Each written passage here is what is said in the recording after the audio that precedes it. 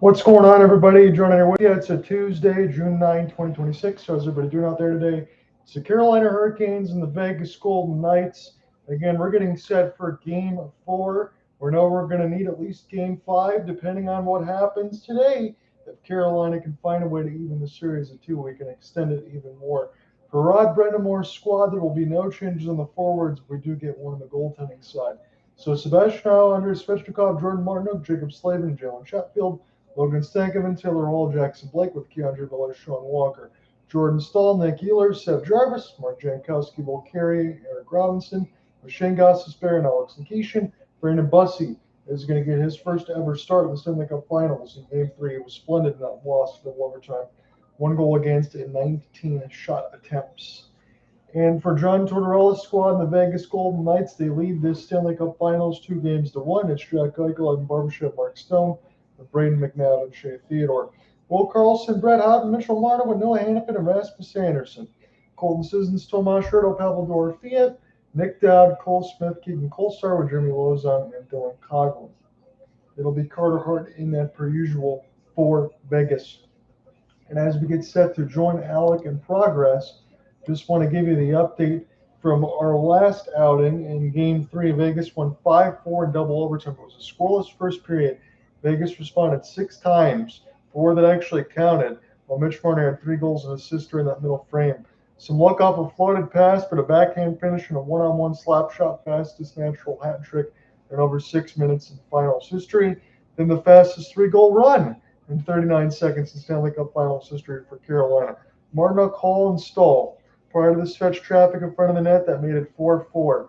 Andersen was pulled after 2 periods, 12-16 in the no decision.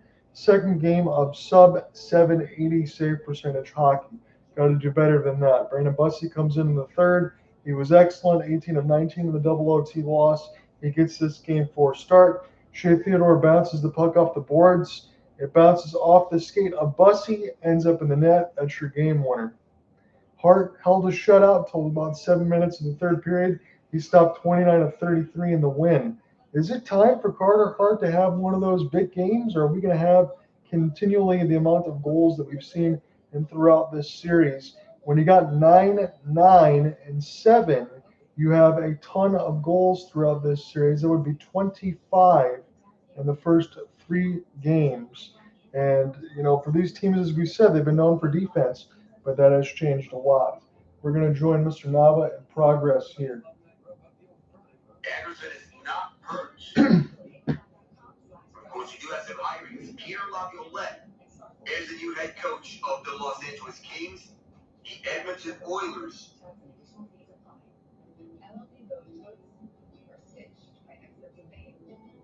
So, John, as he joined along here, Brandon Bussi is the starter as just expected in Game 3.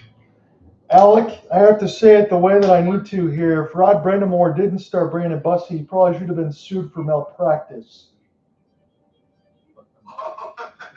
I see what you did there.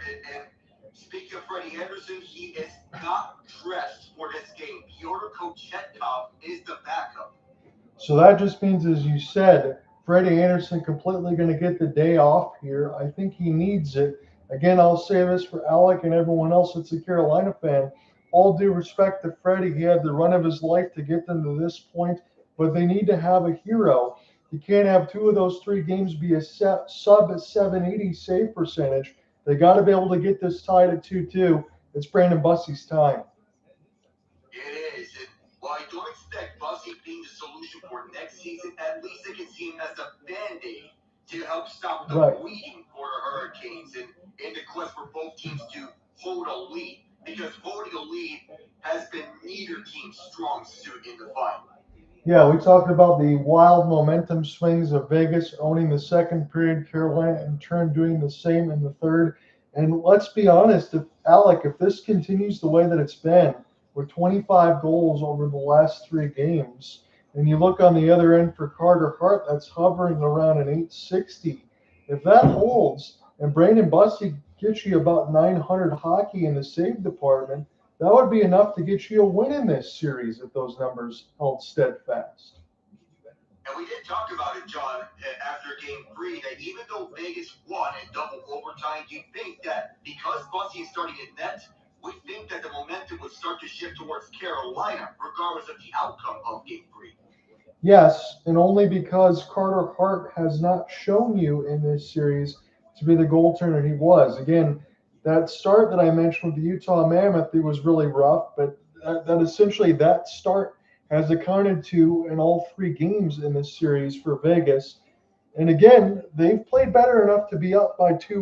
We're not going to sugarcoat it that way, but Alec and I wouldn't lie to you. Carter Hart needs to play much better. He has to, because I'm not sure if I can be fully confident in either one of Aiden Hill or Kira Schmidt to pick up the slack where Carter Hart is at. Basically, Hart is their only real option, whereas Carolina has an insurance option in Bussi. Yeah, they do. And I even, as much as this probably remains to be seen, because Peter Kochetkov usually be the third goalie, honestly, Alec, I would take Kochetkov over Aiden Hill and Akira Schmidt. Well, that seems to be reasonable given the regular season statistics, though postseason is another animal in and of itself. Bussi, however, showed he is ready. The only line change that we've seen on Vegas' side is that they swapped Pavel Dorofeev and Mark Stone between the first and third line. So Mark Stone is on the top line, Dorofeev is back down on the third line. Once again, the pregame festivities at T-Mobile Arena. Who does it better than the Golden Knights? Nobody. That's your answer there. And for Pavel Dorofeev moving to the third line, I assume that's a jump start to try to get him going. They really needed that. We talked about the lack of offense and firepower from the first line forwards from the Golden Knights. You could low-key say it this way. Braden McNabb and Shea Theodore have been the co-MVPs in this series. They're absolutely carrying offense for Vegas. That would be the case, though Mitch Marner does have something to say about that, given his further Game 3 hat trick. He's inserted himself into MVP discussion in this series. Carolina, it's been a flip a coin type of series, though I think if Carolina has a finals MVP, I'd say the front runner would be Jordan Staal. Yeah, Jordan Staal scored plenty of key goals already in this series, Alec. I humbly agree with you. I don't think you can do much better. I'm loving the net front presence, the ability to win faceoffs and kind of command everything, be a little bit of a stabilizer for the Hurricanes. Yes, and there's a reason why he is their captain. Both teams have taken the ice, and we already have our Calder Cup Finals set that I believe is the Toronto Marlies and the Chicago Wolves to fight for the Calder Cup. So this assures that the Carolina Hurricanes will not be calling up any players from AHL Chicago anytime soon. And for those who are worried about Cal's foot being called up, you don't have to worry about that. Because the three defensemen ahead of him in the pecking order are Mike Riley, Joe Nystrom, and Charles Alexis Legault. Thank goodness. And I'll say this too for the Chicago Wolves. Congratulations to them, because the Grand Rapids Griffins were having such a great year. Knocked them off in the first round. And then how about that for the Toronto Marlies? The Maple Leafs get the first pick, and the Marlies might be able to lift the Calder Cup. Oh boy. Oh boy. Well, I did send you something before this game that we do have a signing trade in the PWHL in advance, and one of the most recognizable names in women's hockey is headed to Detroit in a signing trade with Las Vegas. So PWHL Las Vegas, in return for trading away Hillary Knight, they're getting a first-round pick. However, they made two key signings, Aaron Ambrose and gold medalist Haley Skamura. So how does that feel now that Detroit is getting Hillary Knight? That's pretty cool, because you had Mayor Wayne, who's going to be the GM, and remember, she played with the Tampa Bay Lightning in terms of goal as the backup. She was running stuff, I believe, for the LA Kings, and now frontlining for a Detroit team. And then to get Hillary Knight, honestly, they put themselves in great standings. I would say as long as Chris Ilitch is not a part of that, I'd feel pretty good about that organization. Oh, yeah, definitely. Now, I know we do have other Detroit sports news to get to later. We can get to that at the intermission. Of course, we have to revisit a certain saga that we had to go through. But also, The anthems are underway. Our referees for tonight's game, same as in Game 2. Garrett Rank, Johnny Bear. However, the linesman, there is a noticeable difference. Scott Jerry is returning. Trent Noor is not. Jesse Marquis will take his place. So, basically same as last game, John. You take the first, I'll take the second, and you close? Yeah, we'll do that for the Vegas side, because then if any way this goes forward, you'll get a chance to close the rest of it and call a cup winner. I think that's fair to do. But right now, we're trying to get Carolina tied. We've done pretty good in our predictions so far as who's going to win this game. Do you think Carolina gets a bounce back today? I think so. With Bussi in net, I feel that the Carolina Hurricanes can get a bounce back done. We just need to see more from the top six because they've been criticized for a lack of involvement throughout this finals. But we did see some key goals for the top six. Taylor Hall and Andrei Svechnikov, albeit the latter came on the power play. But Svechnikov really needed that. Never mind the fact that he was on the power play. He hasn't had more than one shot in the first two games. Right. In fact, he was held to just one shot in the first two games, so he needs something. A goal would do the most. I'm going to go ahead and agree with you. I think we've been in lockstep for a lot of these as far as the comeback again. I took Vegas in the opener from Game 3, but now you got to go as, man, T-Pain is one of the best. I don't care if it's vocalizations or not. That's fun. Oh, yeah. When you get the sound of siren at Las Vegas, it is special. 31-6-2 in the regular season for Brandon Bussi, 247, 895, and 2 shutouts. I will say he'll play the hero tonight and at least get us to Game 6. That's what they're trying to do. 14-5, 244, 915 for Carter Hart. 4 goals against in every game this series. That's why I said with Alec, I definitely think that Carter Hart needs a big game. Ellie had one until the final 7 minutes of that third period when everything just started to blow wide open. As we're underway here, Mustard Gold now will go ahead and chase Carolina in the road whites in the mix of the black and red striping on the pant legs. Carolina now, and up the one-on-one. This is a good deep move. Try to pass it across now for Seth Jarvis. Right side corner and a heavy hit into the right side boards. But Carolina try to get this one knocked away off the backhand and pick it up off a back skate, but this belongs to Vegas. Nice little toe drag right in between the crowd, and Brett Howden is going to lose the puck. Again, Howden would be in MVP considerations if not for Mitch Marner in that D-core, but he's been pretty special. But as Alec mentioned, they got to get Dorofeev going the other way. Sebastian Aho will shoot that one wide in the left corner. Carolina now trying to pick it up off the carom of the boards, and Jalen Sheffield. Good physicality early. Carolina's taking some heavy punishment near the right side boards as Mark Stone captaincy gets moved up the first line today. Vegas has iced the puck inside the first minute. And John, as we speak of injuries, we need to keep an eye out on both Noah Hanifin and William Carey. Hanifin left midway in the second period, but he played more third period minutes down the stretch because of the injury concerns. William Carey had elbow discomfort in Game 3. He's in the lineup. We'll have to continue to monitor that. Again, the third line, I got Lozon and Coghlan with Hanifin and Andersen on the second per usual. 70 minutes they end up playing if that gets a little loose. Backhand score. It was a carom in front of the net. And this is a goal for Logan Stankoven. And Carolina gets the first goal of the game. We mentioned in the open that we need to see more of the top six getting involved, and we saw it early. Off the icing, Carolina strikes again. That's the second time in this finals in which the Hurricanes have scored off an icing.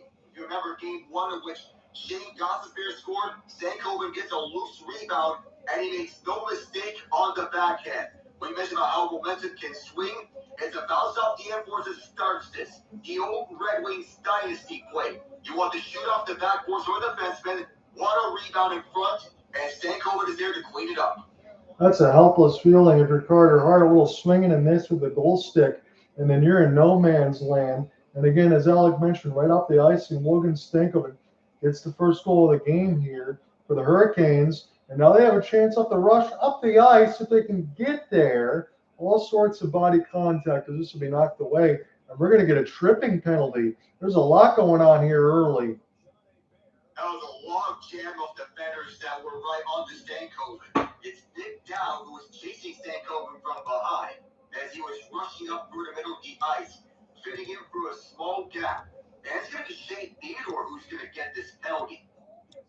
Anytime you get Theodore or McNabb in on the box, again, Ian mentioned it before, he's not with us here yet, but sometimes that's going to bite Vegas right in the you-know-what. And this is a grand opportunity for Carolina. I hate to say this at 18:36 the first, but I feel like I need to, Mr. Nava. This is a must-score for Carolina. You want to get on the front foot, control this game early, and hold on to that first period lead that they usually do and dominate. There hasn't been a lot of that in this series. It would go a long way if they do so. As it's picked up now and curled back down the ice. I agree with you. As it's picked up here now for Brandon Bussi. Shane Gostisbehere is usually that power play quarterback. Kane's power play has been good over the last three of the last four, all three goals into the overtime as well. And Seth Jarvis, this pass is way too hard. Picked back down now for Bussi. Stop with the goal stick. The former National Predator and Colton Sissons will get some camera shots. Gostisbehere. Flip it back now for Jarvis. Push up toward the left side red line for Nick Ehlers. And then behind the inboards as Jarvis gets stick lift. No matter, this goes back to but he coughs it up. It's Mark Stone and a possible breakaway. Good save, Bussi. Close to a 5-hole rebound. Makes that save too. He's come up strong here, shorthanded twice. Svechnikov now the other way. Cuts toward the middle. Picked up now by throws it back to the point for Svechnikov, crisscross to Ehlers. Ehlers now as it gets settled down to the right side red line from to Nikolai. And this pass is contested. Svech keeps it alive. Could drive to the net. He goes for a sharp angle chance instead and fires it high, and then it goes back down the ice. I would have liked to have seen Sebastian Aho walk right in on net. There was nobody there to pick him up. He could have roofed that shot over Carter Hart. I think he bailed himself out, bailed out Carter Hart. Alex Nikishin, not off the windmill, will carry the mill, and off the drop now for Taylor Hall. Played it off the inboards for Jackson Blake. This is good puck movement for Carolina, though. This goes back the hole. At the point for Alex Nikishin. Taylor Hall, left side dot, lefty trying to find it. They wanted to get the pass to Nick Ehlers. He was calling for it. Here's Nikishin. Not Ehlers. He's afraid of fire, and this one's saved by Hart, but the rebound's right to Carolina. They're looking dangerous. Ehlers on the front. Scores! 2-0! It's 2/3 of the second line. Jackson Blake, right as the power play expires on a wide open cage, and already the Hurricanes are chasing Carter Hart just 3.5 minutes into the first period. Echo Brind'Amour was way out of position on this play. That was awesome puck movement, Alec, from the Carolina Hurricanes. That was the goal there. I thought Sebastian Aho would be able to get the first one. That's a cheeky little pass there for Taylor Hall, right in between the legs to find Jackson Blake. Carter Hart, both of those chances, he's got no chance on. No, absolutely not. And Jeremy Lozon sees this go between his legs. He's left absolutely helpless.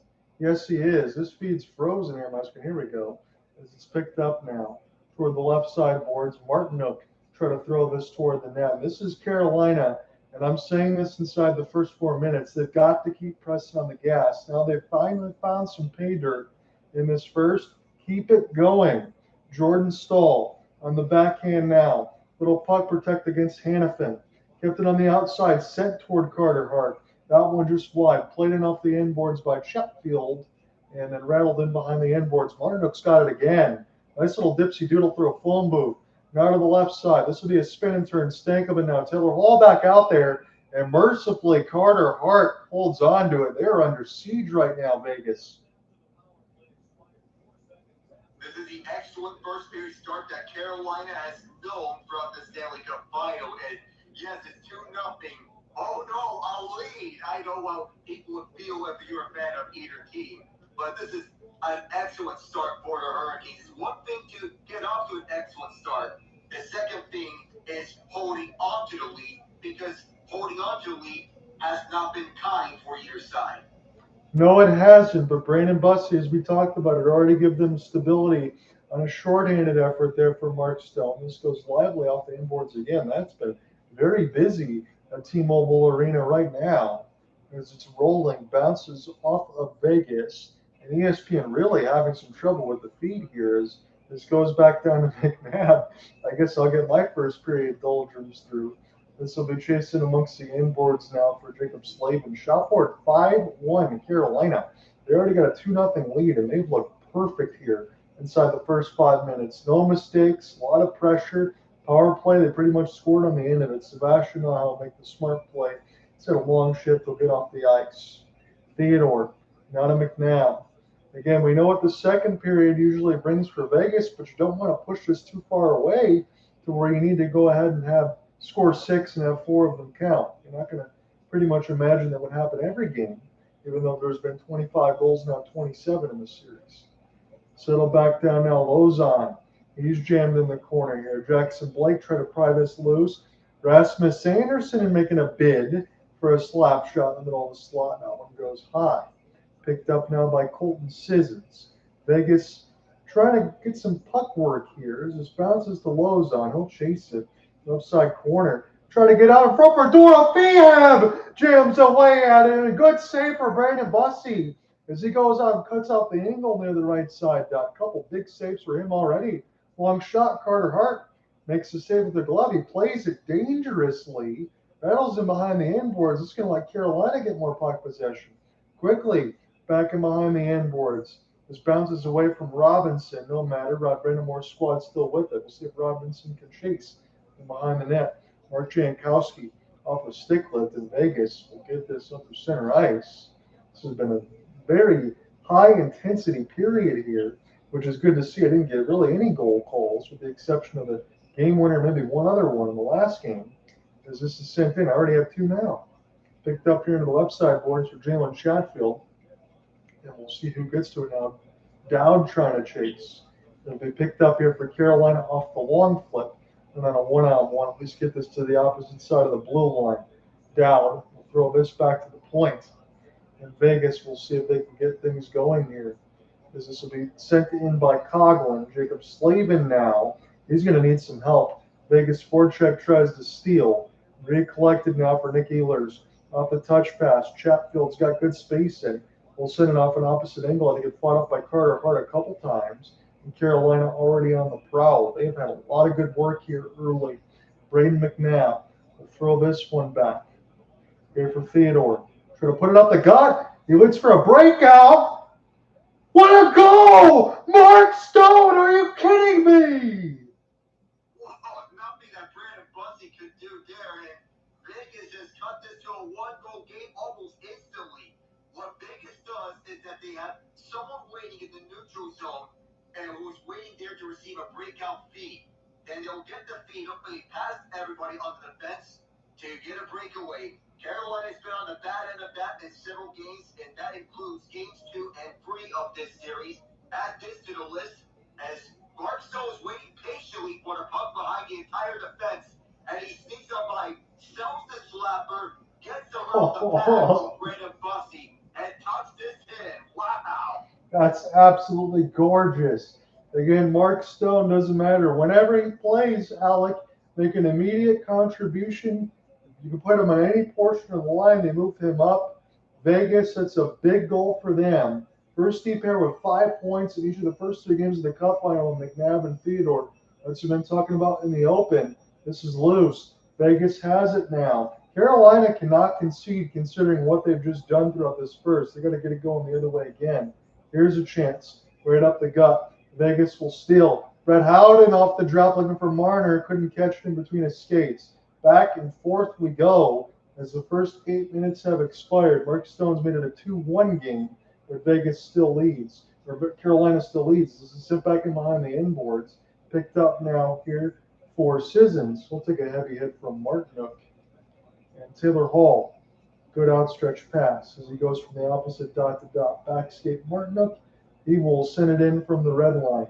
Carter Hart had to be quick about it. He'll turn around and make a left side pass, as this will be sent back down for an ice against the Mustard Gold. 8-2 shots in favor of Carolina, and we know that the first period has been Carolina's strong suit. Well, Mark Stone is speaking about something here. We don't know what exactly. We can look further back, but Carolina has got off to a strong start. Vegas answered back. And just like in Game 2, converting 50% of your shots would be an ideal spot for one team, unless you get to the part where it's on just 2 shots. Yeah, that's what it's been. Vegas hasn't had to have a lot of shots in this first, and yet they've been able to be effective. But there is nothing wrong with Brandon Bussi after that move from Stone, as we will get a whistle 11-20.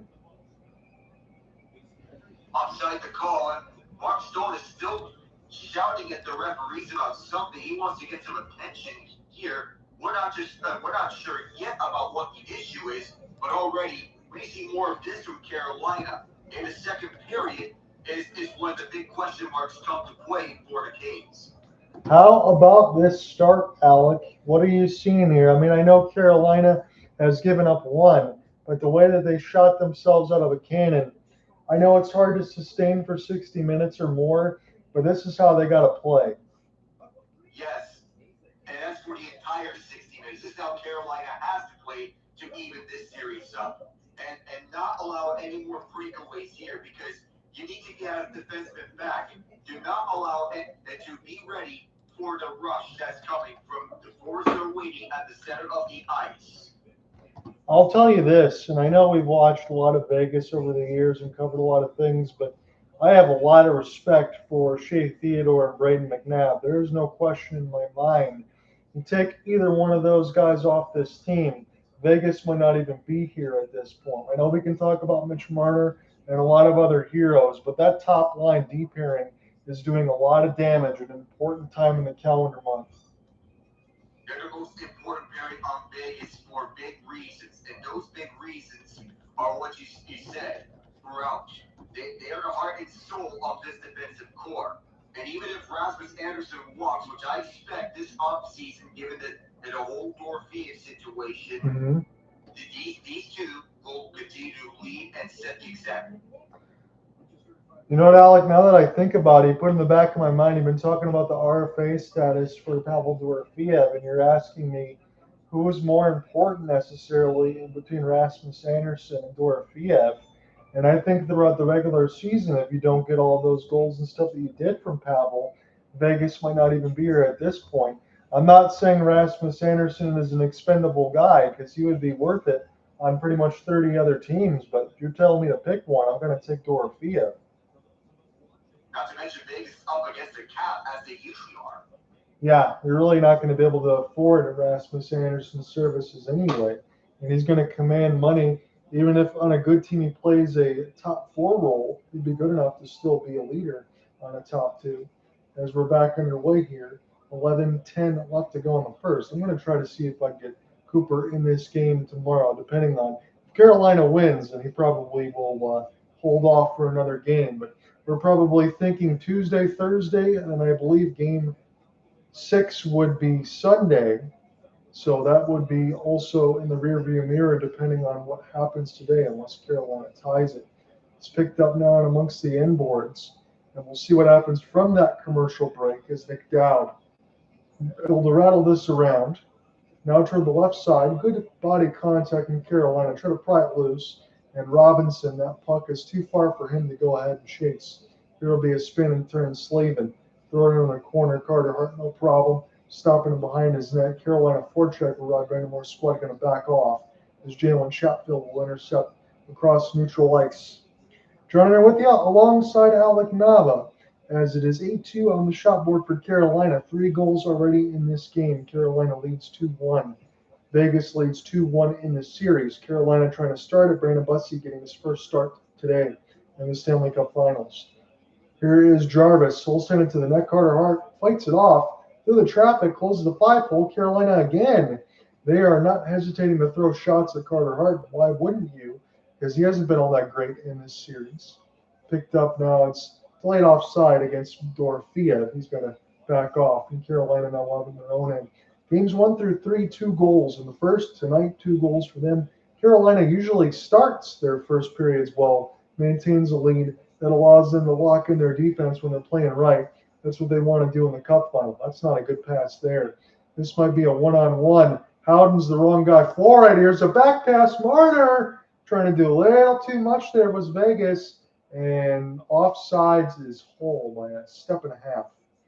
Howden probably should have taken the one-on-one. He scored 2 1-on-1s the other game.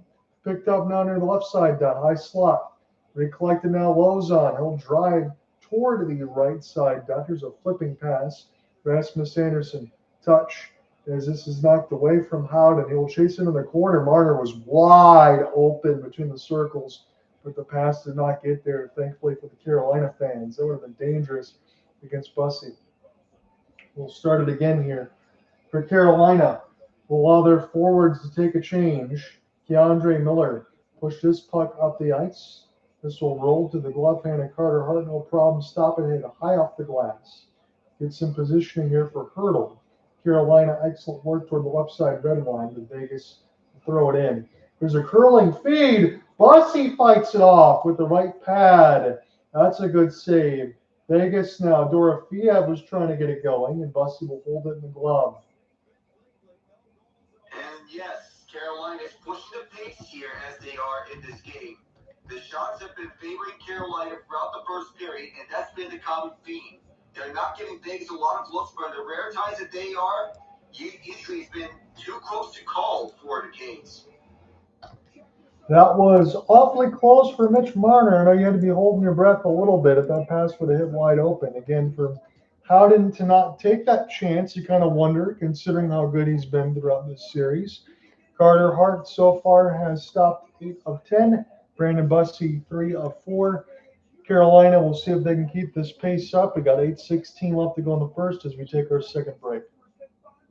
No goals in the last 6 games for Dorofeyev either. Despite having 10 goals in the postseason, he hasn't really had the production he's wanted. And Vegas wants him to get up and get some more, especially since he was moved down to the third line with Hertl and Sissons. Yeah, and when you start that, Tomas Hertl has already had a couple of key goals in this series, and he's also gifted Carolina a win with one of his tripping penalties. But I think that third line should be able to get things going, because you know what John Tortorella is trying to do. He's trying to ignite the first line again. You put Mark Stone in there, gets a goal, and then support that back line. You have to be able to make adjustments. But as we said with Brind'Amour, perhaps the biggest adjustment of this game will be Brandon Bussi, and we'll see if he can get this series tied at 2. We'll see. So far, he's looked good, aside from the Mark Stone goal, but he hasn't had to face a lot. But remember, he did turn away 18 of 19, save for that unfortunate bounce off his back skate. Yeah, and if not for that, I mean, Brandon Bussi was absolutely the hero. When he came into that game in the third period, the team was down 4-0. Had to do everything to stabilize, and I think he did much more than that. That Taylor Hall pass to Jackson Blake, I could watch that again and again. Able to find that between the legs, and then Theodore, they showed that one. 74 feet, you fake the slap shot, forehand, backhand, Mark Stone finishes it off. That looked pretty spectacular on both ends. Shot board is 10-4 here for Carolina. If I have my wits about me, I think that's the first time Carolina's hit double digits in the first period of this series. As we get a face-off violation, we'll do it again. And keep in mind, Mark Stone taking the face-off, he is half of the Vegas shots. That's the guy that you want to shoot the puck. Again, before in Game 3, we had Mitch Marner with 10 shots. Maybe he had 11 as well. Just firing the puck all over the place when he had 4 straight points in the second period. Ehlers with the steal. It's a good one. Again, Game 5 Thursday. We'll be back at least here for that. Game 6 we'll see on a Sunday night. I'd be more than happy to do that if that is the case. As it's Jack Eichel. And off the long flip. This will be touch. Trying to look for Barbashev. I haven't called his name just yet. And we settle back down for Shea Theodore. Theodore off the outstretch. Here's Barbashev, former St. Louis Blues champion and with VGK. Barbashev steals across the Vegas logo, and we'll get a whistle at 7:33. Yeah, so far it's been the back and forth as both teams are feeling each other out defensively. That's been the common theme. These two want to wear each other out on the defensive side, though. We haven't seen a lot of defense way on penalty. We're getting too many men on the ice, I think. I'm trying to see if this is going to update, but I think this might be against Vegas. Good to see any replay about the too many men on the ice.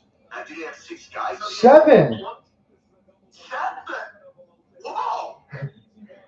7 guys on the ice for the Vegas Golden Knights. That's too many. Barbashev's going to serve it. Oh, that's just a lack of situational awareness. That's really all you can say. Carolina scored on the tail end of their power play. It did count as even strength, but they worked it pretty well. See if they can do it again. Aho now for Gostisbehere, high slot. Gives to Sebastian near the right dot. Sebastian surveys back to Shane. This is tipped up high. Scores! It's Staal again! 4 goals in 4 finals games. He's now surpassed his entire playoff total entering the Stanley Cup Final. He had 3 goals entering the final. Now he's got 4 goals in 4 games. We mentioned it, John. Net front presence. Get into the front of the net and you'll get rewarded. Carolina's power play is turned it on in the Stanley Cup Final. And of course, it's the captain who's right in front of Carter Hart to get the Shane Gostisbehere rebound.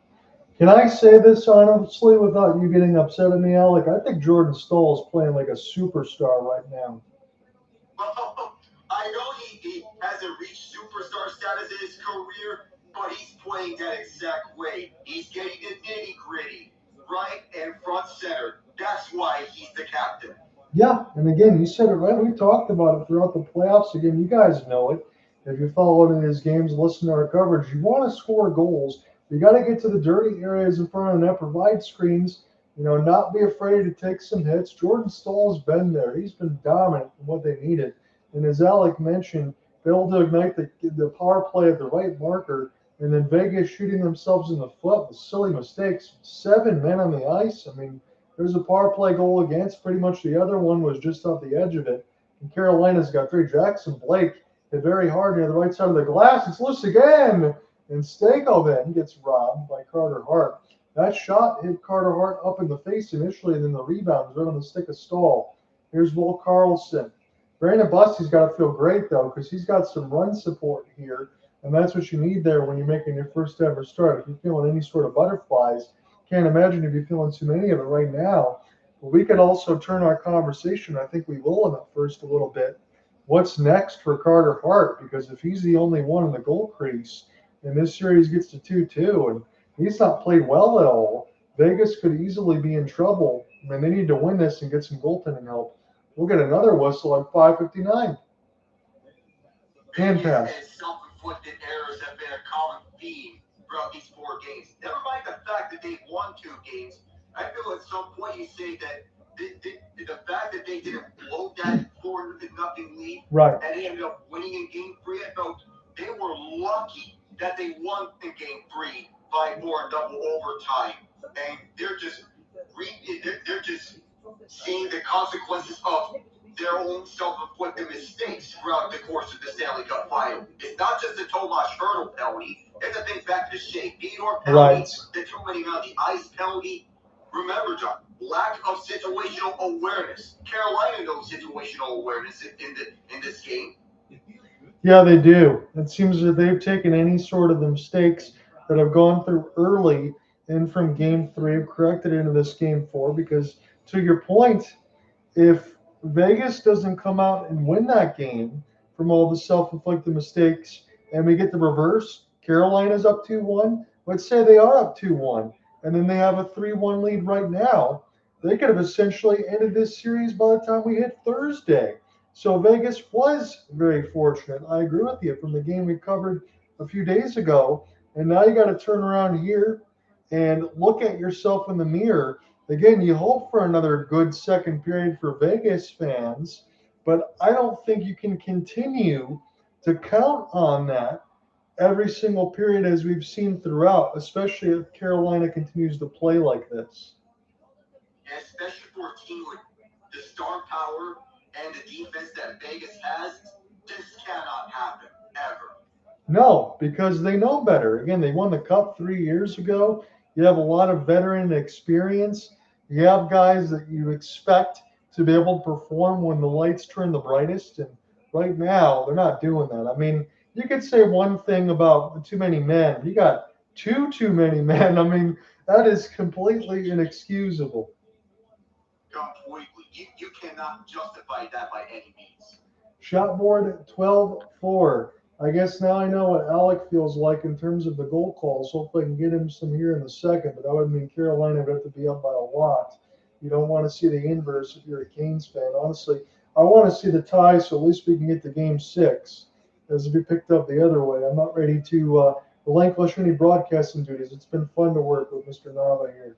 As it's picked up now toward the center ice zone and sent in. Brandon Bussi, 31-6-2 for the regular season, as we talked about. He's going to get a chance to shine in the postseason, and Carolina is doing the best to help him out, which is what you need. Svechnikov gets tripped right in front of those zebras, and that's not called. Here's a long flip, settled back down. Picked up now by Colton Sissons, I believe, if I got the number right. This is on the backhand. Good backline support for Carolina. Cover that near the left post of Bussi and settle back down. Hannafin will get this one off the ice door. Fied going to get off the ice. No, Hannafin lost it in between his skates. He'll settle back down for his Calgary boy defenseman and Rasmus Andersen. Andersen going to turn it over as this will be chipped in across the net and behind Brandon Bussi. 4:45 left to go in the first. John Under with you alongside Alec Nava. Privileged to call another one of these games with you here for this Game 4 of the Stanley Cup Finals at T-Mobile Arena in Las Vegas, Nevada. Carolina leads 3-1. Power plays look good for them. They scored one on the tail end and then Logan Stankoven right on the front. It was answered by Mark Stone on a beautiful move off the breakaway, but Vegas only has 4 shots. I guess 4 is more than 2 from the first period of the other day, but still, Vegas has not played well to open this game as it's sent in and iced against Rod Brind'Amour's squad. How in the world did they not call that tripping penalty which Andrei Svechnikov was knocked down off his skates at the near corner? You have to call that. And one of the referees was right in front of the play too. That doesn't make any sense. No, it doesn't, Alec. He's doing a little Star Fox, do a barrel roll right in front, and he was easily tripped. And I don't know how you don't call it. Yeah, that's just nonsensical. Will Karlsson now in off the tie-up. Here for Mitch Marner. Throw it back to the point for McNabb. To the traffic. That was just wide of the right post. Looked like a seeing eye shot. Awfully close. As this is now recollecting to the right side bumper. Vegas steals. Try to send it toward the net was Marner. 2 assists, 35-47 of ice time. 3rd in Vegas history. And again, that's coming off of, about 15 stitches toward the bridge of his nose. An absolute warrior for Brayden McNabb, and they absolutely needed it to John Tortorella's squad. 3:35 thereabouts left to go in the first. Jalen Chatfield being bothered by Wild Bill. We'll get this back on the point now for Slavin. Slap shot it into the end boards. And all Carolina could do there was ice it. Yeah, there was nothing much. They were being pressured at all fronts. Jalen Chatfield was uncomfortable by William Karlsson. And Carolina just couldn't get set to lead the breakout. Tonight we have 4 goals in the first 12:48. So goal scoring has been all around. Vegas pretty straight, Carolina pretty straight in the third. Vegas 4 straight to go up 4-0, lead a hat trick from Mitch Marner. Then Carolina tied up 4-4. With those 3 goals in 39 seconds. This has been a goal scoring spree of madness. Yeah, it has. Anywhere that you've joined in, you're pretty much getting something. I know the first period up till today has been a defensive masterclass for hockey, but I do think this is exactly what Carolina needed to get out in front, get through your defensive sets. You keep this up, at least from the first up by 2, you can start to lock things down a little more as the game goes along, and then get yourself a 2-2 series tie. This is what they wanted to do. It's got to get out of this first. It's Noah Hannafin. And back around it for Jack Eichel. The first time I called his name, Hannafin from the point up high, bounced, I believe, off of Bussi. And then great work. Get this up the ice quickly here for Carolina. And off the touch pass, cross for Hall. Man, that was a blister, but he fired it high. This goes back. Touch pass, Hall, one-timer. Carolina's puck movements look very good. Hall. And off the lift, he knocked it away from Barbashev. That's a penalty. Yeah, that is clear as day. He knocked the stick off of Barbashev, and if you're trying to play the puck, you shouldn't be slashing at the stick area of your opponent. We talked about situational awareness. Well, this is more about stick discipline, if anything. You're absolutely right, Alec, because you're at the point where, you knock it clean out of Barbashev's head as we get that call. But this is in the defensive zone. You still got to skate all the way. Taylor Hall should have just let Barbashev go there. He should have. You can't do that again. So Vegas gets an opportunity to get a heartbeat. Again, it's 3-1, so they're not out of this game by any stretch. It's in the first. What I mean by that is if they find a way to get another goal, Carolina would be happy to be up at the end of a frame, but they really should be up by at least 2 or more. Don't really want to concede here because then you know what Vegas does in the second. Don't want to give them any more life than they already got. Tomas Hertl, and off the tie-up, this was almost stolen by Stone. Rattling behind the inboards, picked up by Dorofeev now. He will send it toward Bussi. He'll have to hold with the trapper. Yeah, he will. And I am just 5 seconds behind you, despite everything that ESPN and ABC have been going through here. But, well, Carolina has been excellent on penalty killing so far in this series. But sometimes your best penalty killer is your goaltender, and Bussi makes sure of that. Yeah, he's going to need to be the best throughout this whole game. It's the biggest game of his life right now. Carolina, I wouldn't say their season for their cup hopes is on the line because they've played well enough to do so. But we talk about need a goaltender that's got above a 780 save percentage from 2 of 3. I think Brind'Amour plays 900. That would be enough for them to win it, in my opinion. Hurricanes penalty kill at 92%. Marner, good pass, but a little bit too hot to handle for Eichel as Hertl puts it in behind the end boards now for Dorofeev. Send back around now, and Carolina will steal. And off the long flip. No problem. Clear it down the ice for Carter Hart. Here's Mitchell Marner. He was really good in that last game of that second period. And again, that's when Vegas usually ignites. That's why Carolina needs to be up by at least 2. Stone. This is dragged away at the line. And Carolina does an excellent job funneling it out. But we at 92% should they kill it. Marner. He's on his lonesome toward the right side red line. Vegas looking to get their power play unit changed and get to work. Karlsson now, part of line numero dos. Here for Howden. Here's Barbashev. Sauce at the line. Theodore. One more Andersen. And it's in the glove hand of Brandon Bussi. The difference here is that Vegas has had their way with Freddie Andersen the first 3 games of this series. Mitch Marner said that he didn't realize it was Bussi in net. And here's the difference. Andersen catches with his left hand. Bussi is he's the hockey version of a southpaw goaltender. He catches with his right hand, which is a little unorthodox, but you have to pay attention to what side of the goalie glove is that.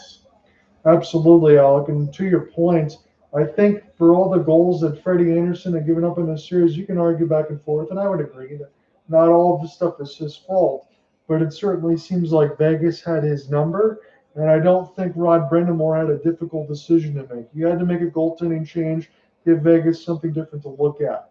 Karlsson, now for Andersen, putting him behind the inboards now for Barbashev. My time's going to get set here for this first. We've got 40 seconds left to go. Karlsson, backing around now. He'll take a rough ride into the boards. Howden, centering feed, Barbashev, that one blocked. Sacrificial there. Here for Slavin. Karlsson keeps it alive. Power move at the net. Slavin there one more time. Clear this one down the ice. And this is for a break! Are you kidding me? Oh, and it's shut down. Taylor Hall was all alone. He ran out of space. Oh, but that would have been electric for Carolina to go up 4-1. Yeah, all that room right out the penalty box just ran out of space to shoot this puck. Right off the long flip from Mark Jankowski, took 2 sacrificial blocks. Hall was right out the box. We jumped onto the puck almost immediately. Just needed a little more space. That almost gives me flashbacks to the PK Subban breakaway out the box. Man, that was such a beautiful pass. Caught that perfectly. If Taylor Hall could have done it over again, he probably would have went to the backhand toward the right post. Looked like Carter Hart was giving up a lot of space there. But you take what you can get. First period of this series, Carolina is out shooting Vegas 41-13, but they're only leading the goal differential 5-3. So that's why they've never been able to really put Vegas away, despite having that many more shot attempts. They've kind of been able to coast a little bit and then activate in the second, as this is stolen by Sissons. Look out here in the final 10 seconds. McNabb back now for Sissons. Carolina trying to keep them on the outside. Got to shoot it here if you're Vegas. They're going to run out of time. Oh, no, or are they not? Is that a buzzer beater for McNabb? I don't know if the whistle had sounded. That was right at zeros. We need to go look at this. Well, they are celebrating. They think this puck is in the net. The goal horn that is sounding here. Well, we need to check this up. You got to look. Well, the goal indicator is through at ABC. We need to see if this beat the buzzer. Let's see, 0.2, 0.1, and... No, it's not a goal. No, that's not going to count. I wanted to make sure I didn't completely fumble an all-time goal because I was pretty sure, Alec, when I called it, they were out of time.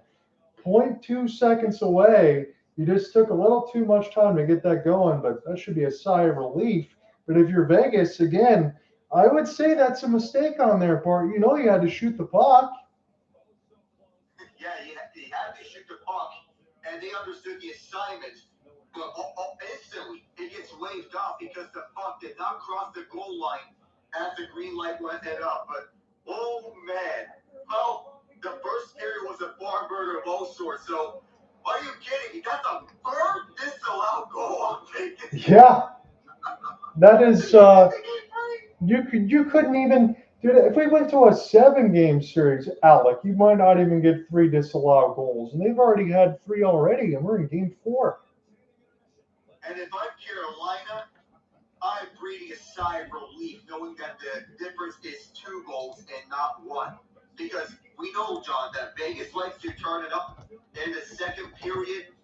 And the fact is a 2-goal game instead of a 1-goal game, Carolina should be happy with this lead right now. Yeah, I would say if they were only up by 1, you would be concerned, but I'll punch back again. I think that allows you to get into your defensive sets, gets your rotation going. I'm going to go out on a limb here and say that Carolina will not get dominated in this second period. I think being up by 2 is going to allow them to go in the locker room, take a deep breath, lock into their defensive assignments, and keep things clean. Yeah, that's what I would feel would be too.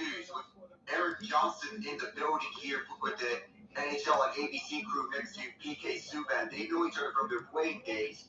But here's someone else that PK Subban may or may not know who is just getting extension here with the Minnesota Wild. 6 years, $20 million total for fourth-line center Michael McCarron.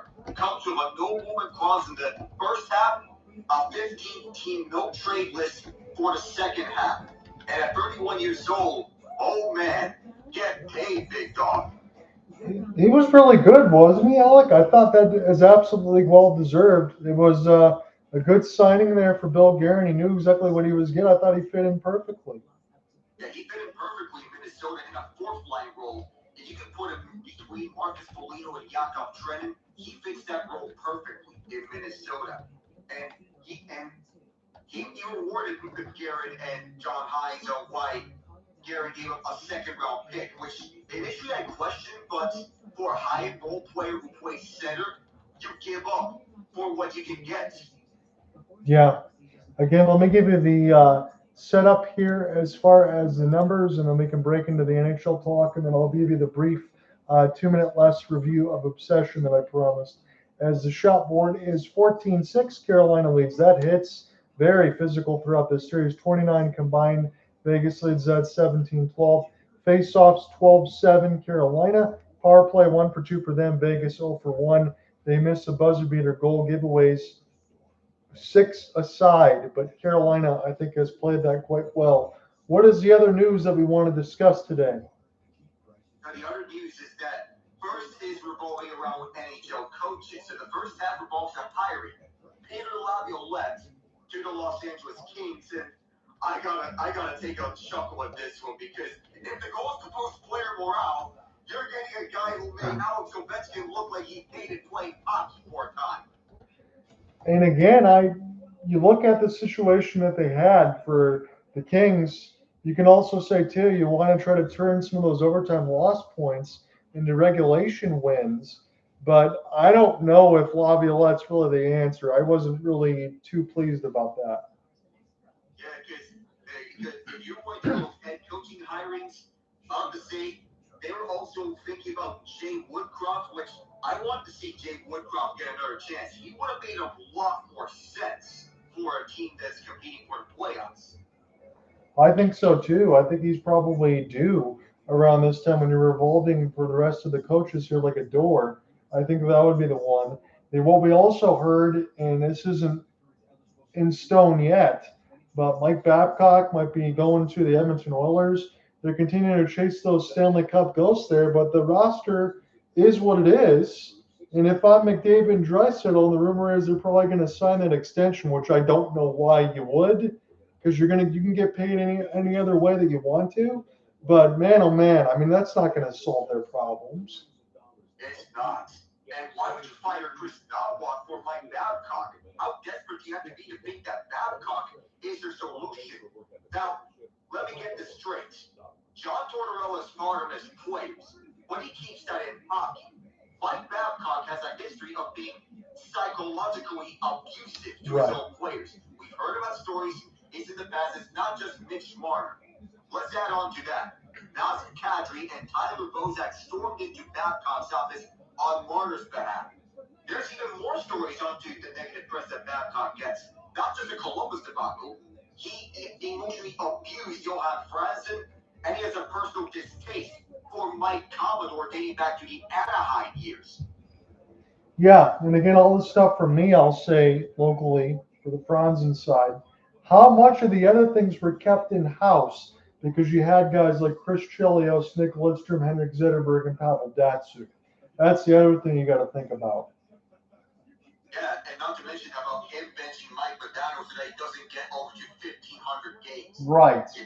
There's also about the fact that, yes, here's something. The superstars are not going to get abused by Babcock once he gets hired. It's not should he get hired, it's once he gets hired. The Oilers are just waiting for final approval. It's the other guys that are going to be on the receiving end. And I'm going to feel bad for them, too, because they don't deserve such treatment from such a monster. That's what he's shown himself to be throughout. Again, you can take all the other wins and things before, and winning kind of absorbs a lot of that. But when you don't, and then you get these other stories out in the light, you find out who someone really is. So I agree with you there. Yeah. We're saying that because we've seen it firsthand. So whether or not people like to hear it, it is the truth. Yeah, heck, even think about hiring Joe Pavelski would make a lot more sense than hiring Mike Babcock. And yes, I bring up Pavelski because he's in the Leafs coaching search. Hell, why didn't they think about, I know we'll switch here, but David Carl at a time? I mean, he was so good in Denver, and I know that's cushy there, but go a completely different direction if you don't want to go with Chris Knoblauch. You got to do something. Although, I'll be fair, I know we agree. I think Stan Bowman's continuing to run that into the ground. I mean, he has a history of running franchises to the ground, hasn't he? Dating back to his time in Chicago, which I have to say, Blackhawks fans are going to say to the Oilers, thanks for the first and second round picks for Dickinson and Murphy, by the way. Yeah. So did we get a little bit of news at least? Again, I know that's not probably going to happen until the entry draft, but Dylan Larkin, I think, has submitted the teams that he would like to be traded to. And what I saw, Alec, initially was either both Florida teams, Minnesota, or Vegas. If I'm Steve Yzerman, I'm going to say Minnesota. Take it or leave it. That's what I would do if I'm Steve Yzerman. Now, look, Larkin's in his right to want out if it feels he's frustrated, but if you're submitting a short list of teams that includes recent Stanley Cup champions, I would be upset if I'm Yzerman because let's get this rundown. Vegas would only make sense if Andersen leaves and either one of William Karlsson or Tomas Hertl becomes the captain. Florida makes even less sense because that's a Stanley Cup winning forward core that you're just basically handing him into. If the Panthers want to trade away the 9th pick and Mackie Samoskevich, that trade should be reserved for a guy like Connor Hellebuyck if they want to focus at the net. Not Dylan Larkin, of all people. I'm going to say this because I know it's not worth the package, but if you were going to do that for Florida and I could get the 9th pick and I could get Anton Lundell or something else, I would do that in a heartbeat. But I know Florida's not going to. Yeah, I doubt they move on for this cup winning court. Everybody's getting back healthy, including Alexander Barkov, so there's no need to move on from your current core. I think Florida is just saying, we're out. Tampa Bay would interest me only because I'd like to see what the package would look like. But I agree with you. If Vegas makes sense, if you could get any sort of rights there, and you probably can't even get Dorofiev's rights, but if you could get any sort of rights there, or move with Rasmus Andersen, because I know you need to improve that defensive core from Detroit more so than Justin Falk. And I'm not going to be mean to Justin Falk because I said to you at the time, and I still agree, I was happy that they made a move because the Red Wings never did. But that's just not enough. If you're telling me you're going to get Justin Falk and David Perron and then continue to pretty much do nothing and have a quiet offseason, I understand why Dylan Larkin wants out. And I understand the other thing, too, about some of the fans that turn because there was a commercial that Dylan Larkin was doing. I know it was the Sheetz gas station, but the other one was Charmin. And he had a shirt on there that said Charmin Soft. And the fans were like, yeah, no wonder, because the trade request is Charmin Soft. Well, if such a Minnesota scenario occurs, would you be willing to accept this package of Danila Yurov, Charlie Stramel, a first, and a third? What can you tell me about Yurov? Yurov's an intriguing first-round pick. He's already got some NHL experience on the middle six. Stramel's currently playing NCAA hockey at Michigan State, so he'll be staying at his home state in such a trade package. I think, and to say the least, Stramel, he did thrive on the top line of Porter Marteau, another Michigan State product who's found success with the Philadelphia Flyers.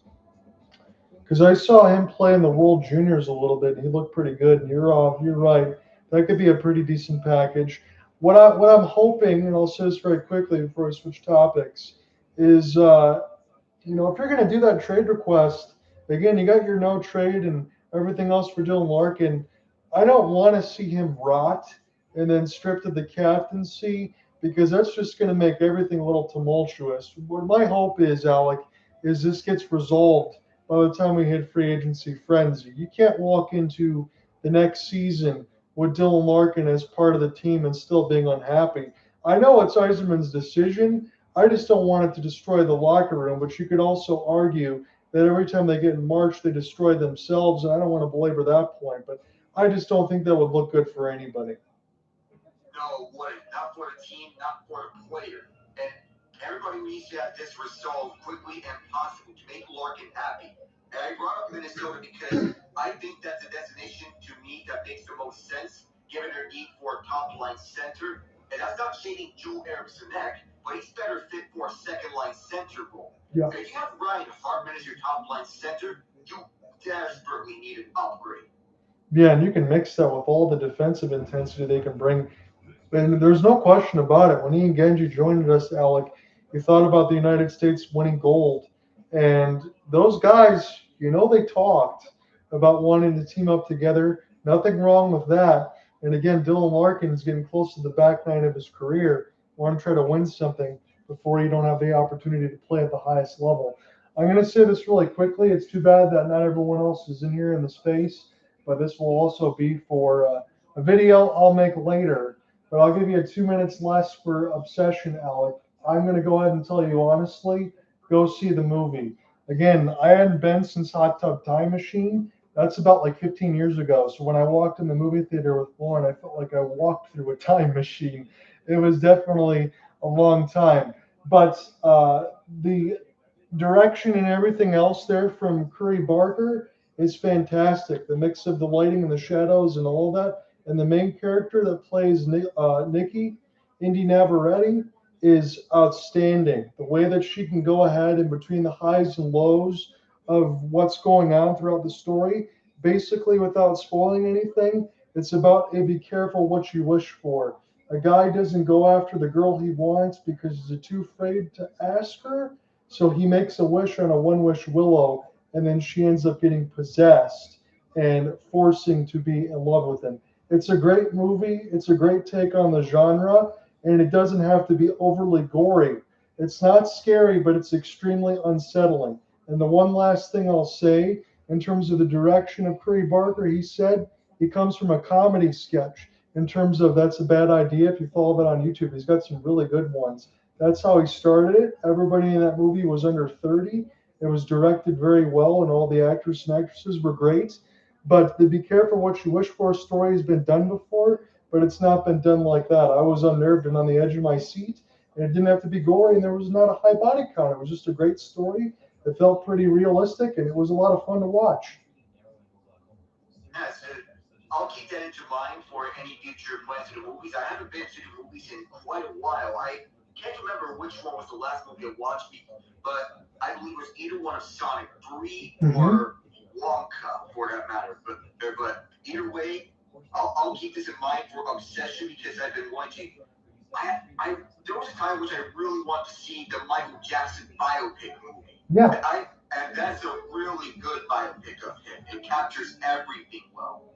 There's a couple really good movies out there right now, so there's a lot to be able to look for, but that's my recommendation. If I have to give you I even got Lauren to give me a number, and she said 9 out of 10. I would happen to agree with the same thing.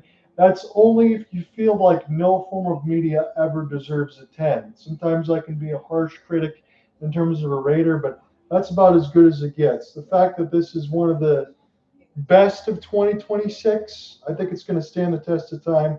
Just go see it with a couple of friends. I'll keep this in mind as well. So we got about 3:30 left to go before we get to the start of the second period. As I told Alec, I happen to think that Carolina in their standings will be able to hold this lead, and the second period is not going to be so crazy because even with all the goals I was able to call there and the one called back, I still haven't got anywhere close to where Alec did. But let me give you the reset. Logan Stankoven is 11th at 106 from Chatfield and Blake. And then Jackson Blake on a wonderful cross-ice feed between the legs. And Taylor Hall scores. It's his 6th from Hall and Ehlers. Mark Stone, it was a fake slap shot backhand forehand finish past Bussi. No chance for that on the Theodore breakout at 7:22 from McNabb. And then Jordan Staal on the power play. Net Friend's presence gets a tip from Gostisbehere. It hits Hart toward the mask, bounces down, goes in. He's the first to get to it. Sebastian Aho also picks up another point. So again, we can say that first line, I know it's power play time, but that first line for Carolina doing more than starting to wake up. It is. The top 6 has woken up here in Game 4. This is what Carolina needs entering this match. And this second period where they have a 3-1 lead entering period number 2. They know that they can get their defense set to prevent any odd man breakouts from the Golden Knights in this second period. Vegas knows that the second period has been their strength, but what I would expect is that Carolina would be well prepared entering period number 2. They want to expect the breakouts, the odd man rushes, and to have defenders further back to prevent those odd man rushes from biting them.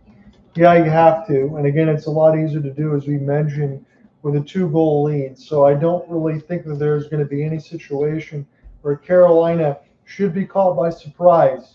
Although, as Alec mentioned, this will be the first look at the second period where we hope that something can be different for the Kings, admittedly.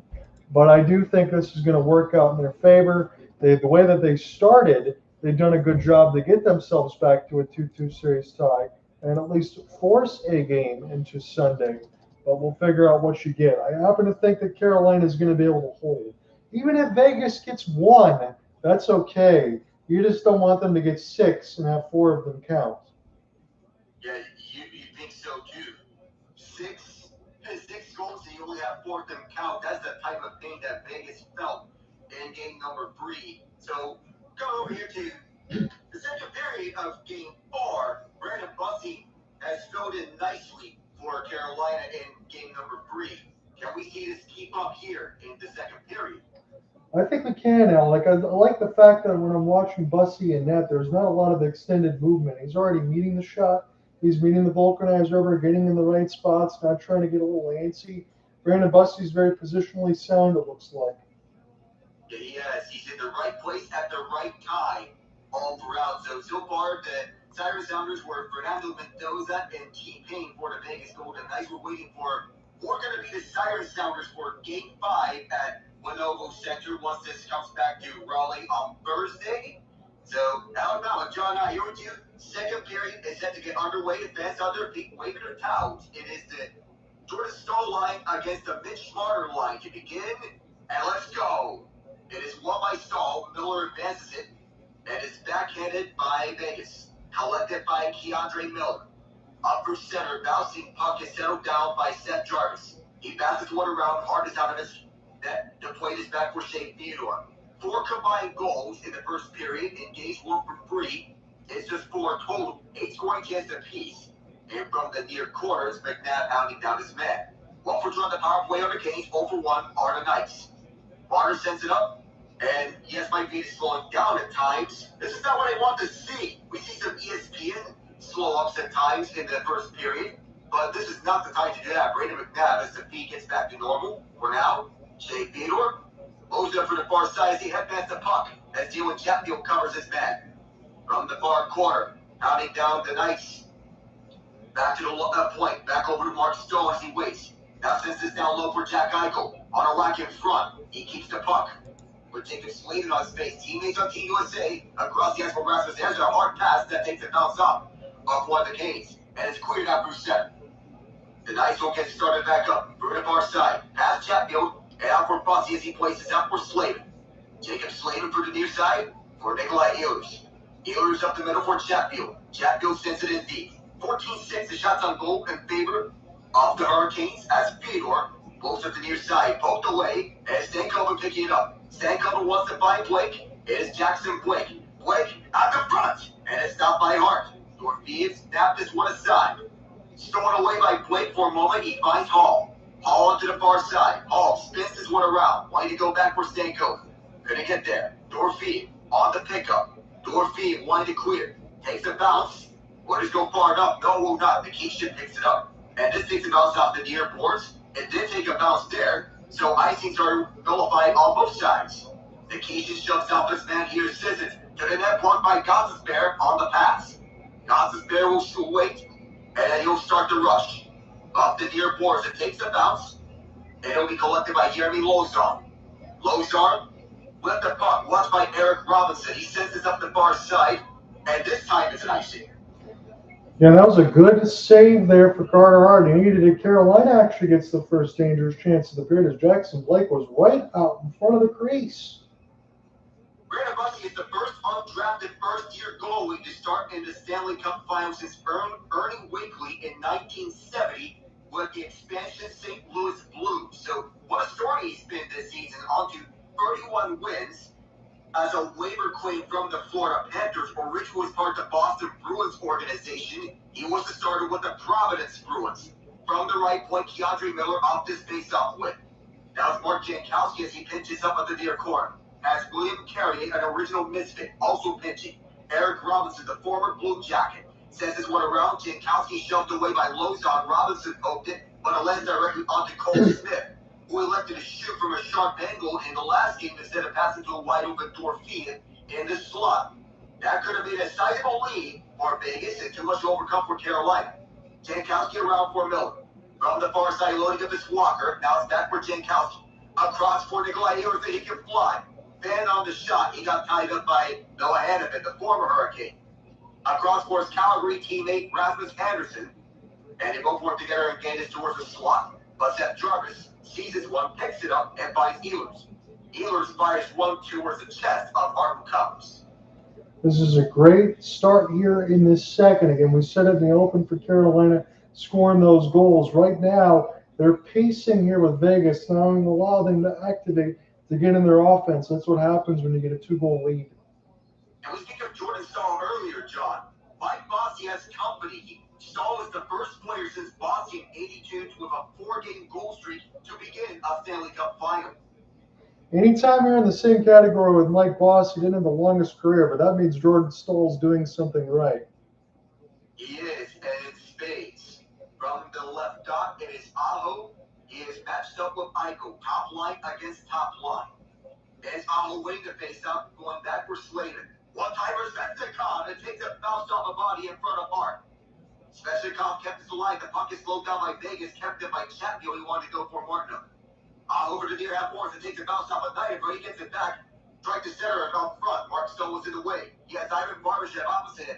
Staal, well defended by Slavin. The first to send this one around the end boards. To the front, that pass gets blocked, and it'll be set up for Sebastian Aho. Has Varnook to his left. Aho wanted to go to Varnook. That pass was blocked. And now back it comes to the left side for Carolina on defense. And Barbashev got knocked down. No call. No arm up was in the air. Keandre Miller stretched pass, bounced off of Kane. No, it never bounced off of one of Carolina's players. It's ice. They're showing in the highlight package now of all the goals that weren't in Game 3 for Vegas. We're absolutely right. They wanted to call. Vegas crowd, they're not going to give one. They're not. The wave offside, the offside of Brett Howden and Barbashev hitting Freddie Andersen in the helmet, and we have the one time from Brind'Amour that got called up because the puck went across the goal line well after the period expired, about 2 or 3/10 of a second afterwards. Yeah, no ifs, ands, or buts there. Vegas just didn't get their offense activated in time, and that shot was way late. There's a face-off violation. We'll have to do this over again. We're seeing Trent North, 74. The linesman who's out there, not Jesse Marquis, but Scott Cherry dropping the puck. He's number 50. Shot was it's grabbed by Sean Walker on the defensive back end. Up the center, this bounces into the Vegas zone. Icing waved off. Rasmus Andersen's the first one back. He buys no ahead of it. He wants to clear it out. Takes a bounce. Offers center. And the Knights are moving up. Mitch Marner gets tied up by Jackson Blake. He's still with it. Rasmus Andersen ran out of room. Gets up on the front. Score! Wild blow! It's a one-goal game! That's a one-timer that was sent around the end boards by Rasmus Andersen in the mix of Mitch Marner. He gets all alone near the right side doppel. Marner one more time gets in the offensive zone, gets around a couple stick chops, makes a backhanded move. Rasmus Andersen picks it up, and the defense is late to rotate. Wild Bill can walk right in. Beautiful shot underneath the armpit of Bussi. He's got no chance there. I think he was partially screened by his own man. And that's Sean Walker, who was in front of Brandon Bussi to take the eyesight away. So that's not what Bussi wanted to see. As of course, the man who's in front can't allow the goaltender to see what's coming. And Karlsson uses that to his advantage. Yeah. And goaltending has been a wild ride here. 2 goals on 7 shots for the Knights. It's a 1-goal game. Jalen Chatfield up the far side with some help from Jackson Blake. It'll arrive for Shea Theodore. Stretch pass, it'll arrive as Jacob Slagle was in the way, the late offside against the Canes. Everybody has to exit out. And it bounces up on the far side. The offside's waved off. It's collected up by Sean Walker. He'll send this on to the near corner. Picked up now by Shea Theodore. Theodore on the stretch pass, knocked away from Keegan Colasar. He'll take his time with the puck. Entry feed around Nick Dowd as he chips this one around. Nikishin shoves this away. Picked up at the near corner now by Taylor Hall. Hall, double team. It is Stank over to righty, held in at the right point by Dylan Coghlan, but Carolina has a man. He shoved that one away. Bouncing puck. And wing to full races Eric Robinson, but Jeremy Lozon protects. Coghlan up the near boards, bouncing off the penalty box doors. Carrier sends this in off of Hart. He'll leave it behind for Coghlan. Robinson arrives, but turns it over to Hertl. Hertl can't get this one out. He'll have a second chance to do so. Waiting with this puck. He'll set skate up with his on the far side. Almost intercepted by Gostisbehere. It could be carried in up the far side, but arriving to it is William Carrier. Alexander Nikishin with it. You keep an eye on Carrier. He has an elbow stuffer in game 3. And he has to leave the game because of it. Up the far side gets sent in. Off of the deflection, Hart plays it behind. Now onto the near side boards. On the rush is Sissons. Sissons jinks off this man.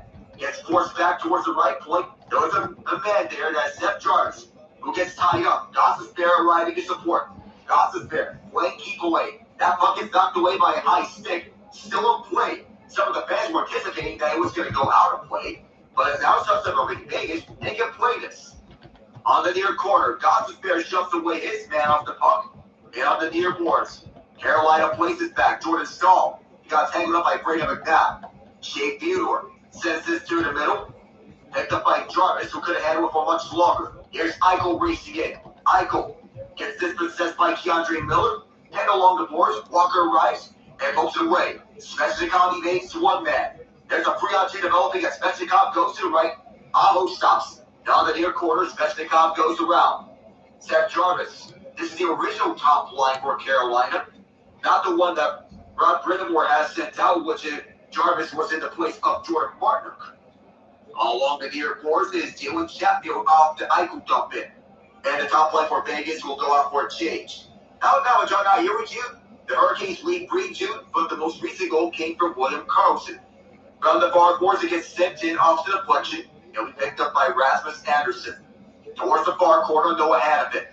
Deflected up. Carolina tied up, but Wake senses the distance. Hart surveying. Knocked down. Kept in by Chatfield. A bouncing puck that went wide apart. A wild deflection in front of the goal. Logan Stankoven goes back left point for Slavin. Now here's Chatfield. Along the right side, Hall. Hall shot. Stopped by Hart. Howden plays away. Karlsson wants to get a second chance at clearing and does. 2-on-2 on the way back. Here's Marner. Mitch Marner again. That pass is blocked up. He'll get it back along the right point. Not for long though. Taylor Hall to stick it away. And the second line will go out for a change. Intercepted by Keandre Miller. Has a quick change. That's William Carey taking us across. Bouncing puck kept in by Miller. Miller's own space. Rebound in front. Hart covers. He left 52 left. And a scuffle. I'm starting to get a little bit of that. Some good unbroken play-by-play by you, Mr. Nava. As we go to break, 11:52 left in the second. Will Karlsson got wide open on that setup there, as we said, from Marner and Andersen. And then as you go along in this series, Mitch Marner playing a lot of back-end defense as well. I'm not going to say he's Sergei Fedorov, but I do remember him doing that as a kid a lot on the back end with Nick Lidstrom to try to make sure that you get that offense ignited and push everything forward. Mitch Marner, what do they say, 29 points now in the postseason? If he goes on a run and maybe gets 7 or 8 more points, you can make the argument that he's got more points in the postseason than a lot of guys get in the regular season. It's ridiculous. Well, if I'm someone like Marner, if I'm someone watching the production that Marner is having, I'd be jealous too with the run that he's managed such success. He's now set the all-time points record in a single postseason run in Golden Knights franchise history. He surpassed Jack Eichel's mark in 23. Yeah, I mean, you could say everything you want about him becoming one of the best two-way players across for Eichel, and then the same thing for Marner.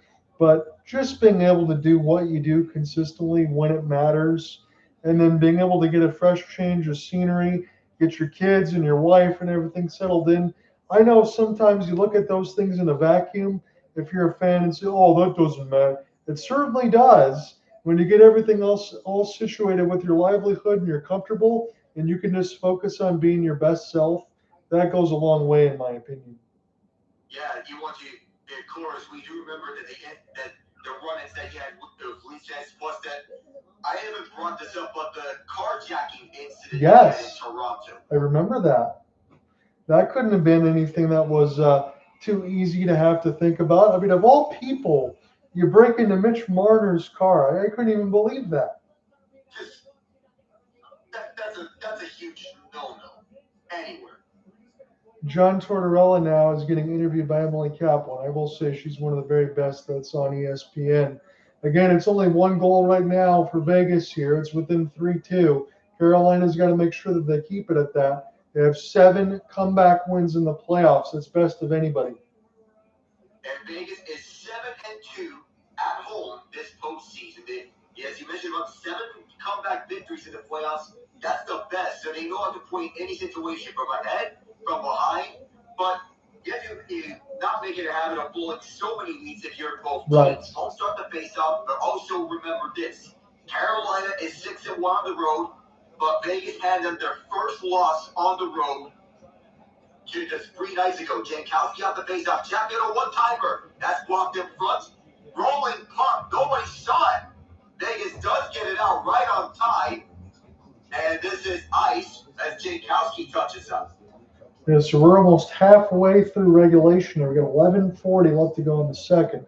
I'm going to be giving you some of the color here, but right now we're trying to see if Carolina can at least keep this second period at least a little bit uneventful. The one goal here for Will Karlsson, as we'll take another face-off. Jankowski try to get things going. And if I'm a Hurricanes fan, John, I would rather want to have the second period more uneventful. Anything, because if it gets too eventful, that means Vegas is taking advantage. Here is Jankowski on the faceoff, down one. Sean Walker still active. Jeremy Lowe's on playing keep away. Up the middle, here is a loose puck. He can Kozar can walk around, drop pass down. Followed up by Bussi on the blocker. Another chance is blocked in front. And Eric Robinson will skate up the center before it's poked away. Jankowski supports. Walker tied up by the bench.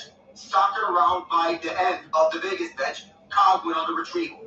Up the middle on the steal. This is the Keishan goal with Jack Eichel, who's just fresh to the bench. Eichel twirls and spins along the far half boards. Back for McNabb. McNabb shot blocked in front. He'll be collected up by the Hurricanes. Long clear, settled down by Eichel, who's tied up by Ehlers. Robinson, no, that's Svechnikov, not Ehlers. Racing to it is Carolina. On the keep, Barbashev played it out. On this tug of war, Jack Eichel escaped from it, and Carolina will get another chance, and still is stuck in no man's land. Bounces out far off the center by Carolina. Barnook races after it, and a nice one to play this out. Barnook gets to it. Barbashev gets beat up by Chatfield. Barnook has it. Behind the end boards, nobody to support. Chatfield going back to the point. Aho arrives to pitch. Slavin keeps. Around for Svechnikov. Far half boards. Svechnikov around down low. He gets pile driven down to the floor, or ice rather, by Eichel. Waiting gets Theodore, who's been the best player on both ends of the ice from the Golden Knights. The lone shot on goal by Vegas was the goal scored by William Karlsson in this period. It's rather uneventful. Carolina will like to keep it that way. Chatfield sends it around the far boards. Collected by Andersen, who gets bumped by Ehlers. Racing onto his Jarvis, who keeps. Staal gets it back out. A one-timer. Stopped by Hart. Picked up by Vegas. And is long clear. It's down. Big hit by Sean Walker along the boards. And here's Seth Jarvis. Another night gets cleaned up. Staal fires wide. Lots of hits here. Back and forth between both teams in the last few minutes. Another try. Shag Hart. Miller pitches. Theodore plays keep away. On the near side, here's Wild Bill again. Forced away, here's Howden. He'll go back for Karlsson. Karlsson goes back left point. He is Theodore. Try to step into it. Nobody hit the slot. And back behind the fence is Taylor Hall. The pass too far for him. Carter Hart passes this one away to Theodore. Intercepted by Stankoven. All he can do is send this down to near force. And this is going to go out of play. We're going to take a commercial break. 9:03 left to go in the second. Canes still lead by a score of 3-2.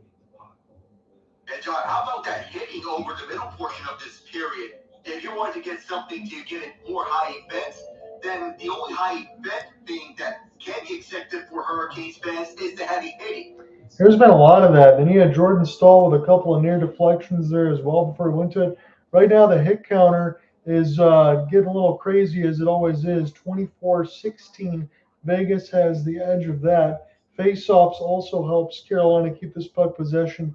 It's 17-9. Shopware, they lead 20-7. You said the lone shot Vegas had was a goal. But as it is, this is where they need to be right now. Got to keep that up and make sure, as I said, at the very worst, keep this score line exactly where it is. You must be up by 1 by the time this period's done.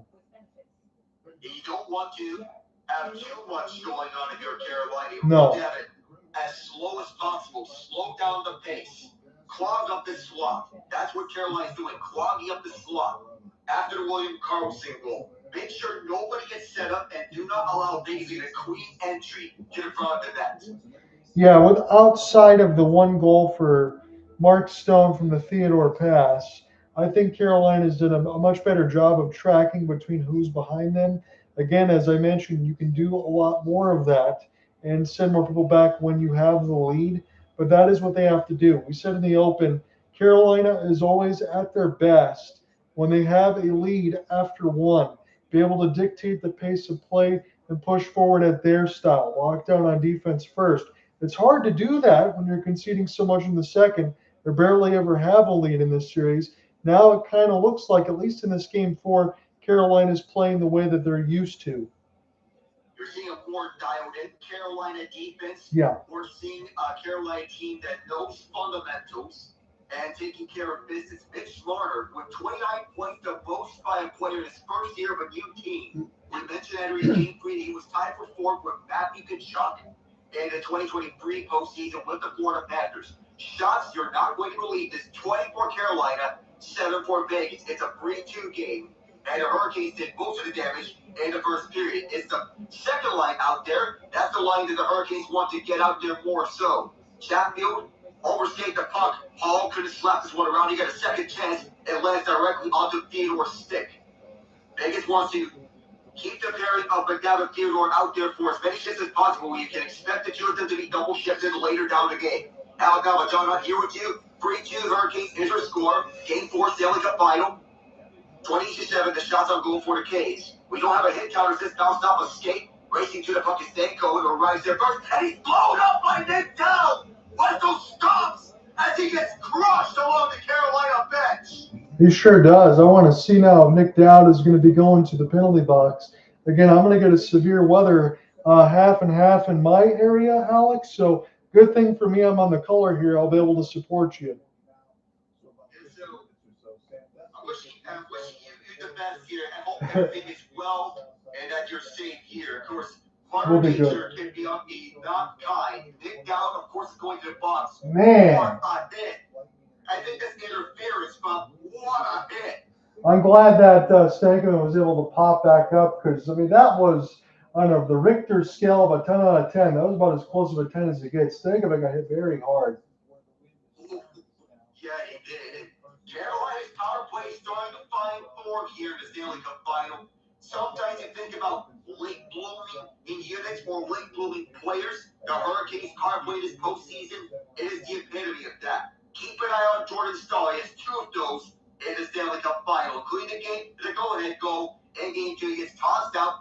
So we're going to see, I think, Sebastian Aho to take it. Yes.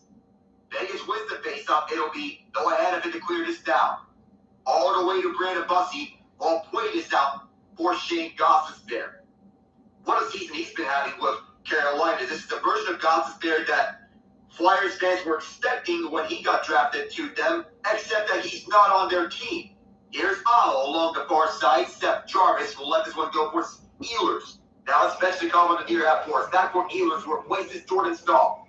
Gostisbehere and Ehlers. Ehlers can work if he wants to. Jarvis on the receiving end.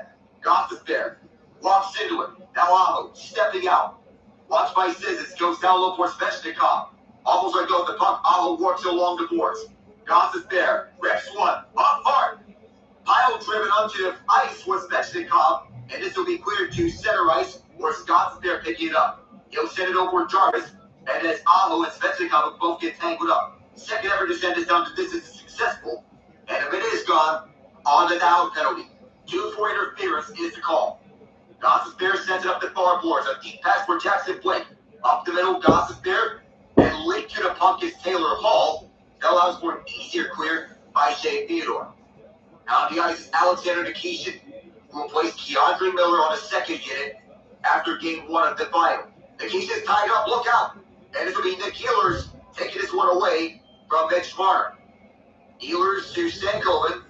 And this power play is all discombobulated, trying to get set up. Nikishin waits. Now goes inside for Blake. Jackson Blake speeding down the ice. Stankoven waits. Stankoven drops. And is kept in by Nikishin. He stepped into it to prevent a clear. Back over to Nikishin, right point. Stankoven. Stick with it over to Blake. Stankoven waits. Now goes down low for Hall. Ehlers is open at the left point. He gets it. He goes back for Hall with 3 seconds. Hall is tied up. And Nick Down is out the box. Racing back is Nikishin to cover him. Now 2-on-1 back the other way, and that's swept away by Ehlers.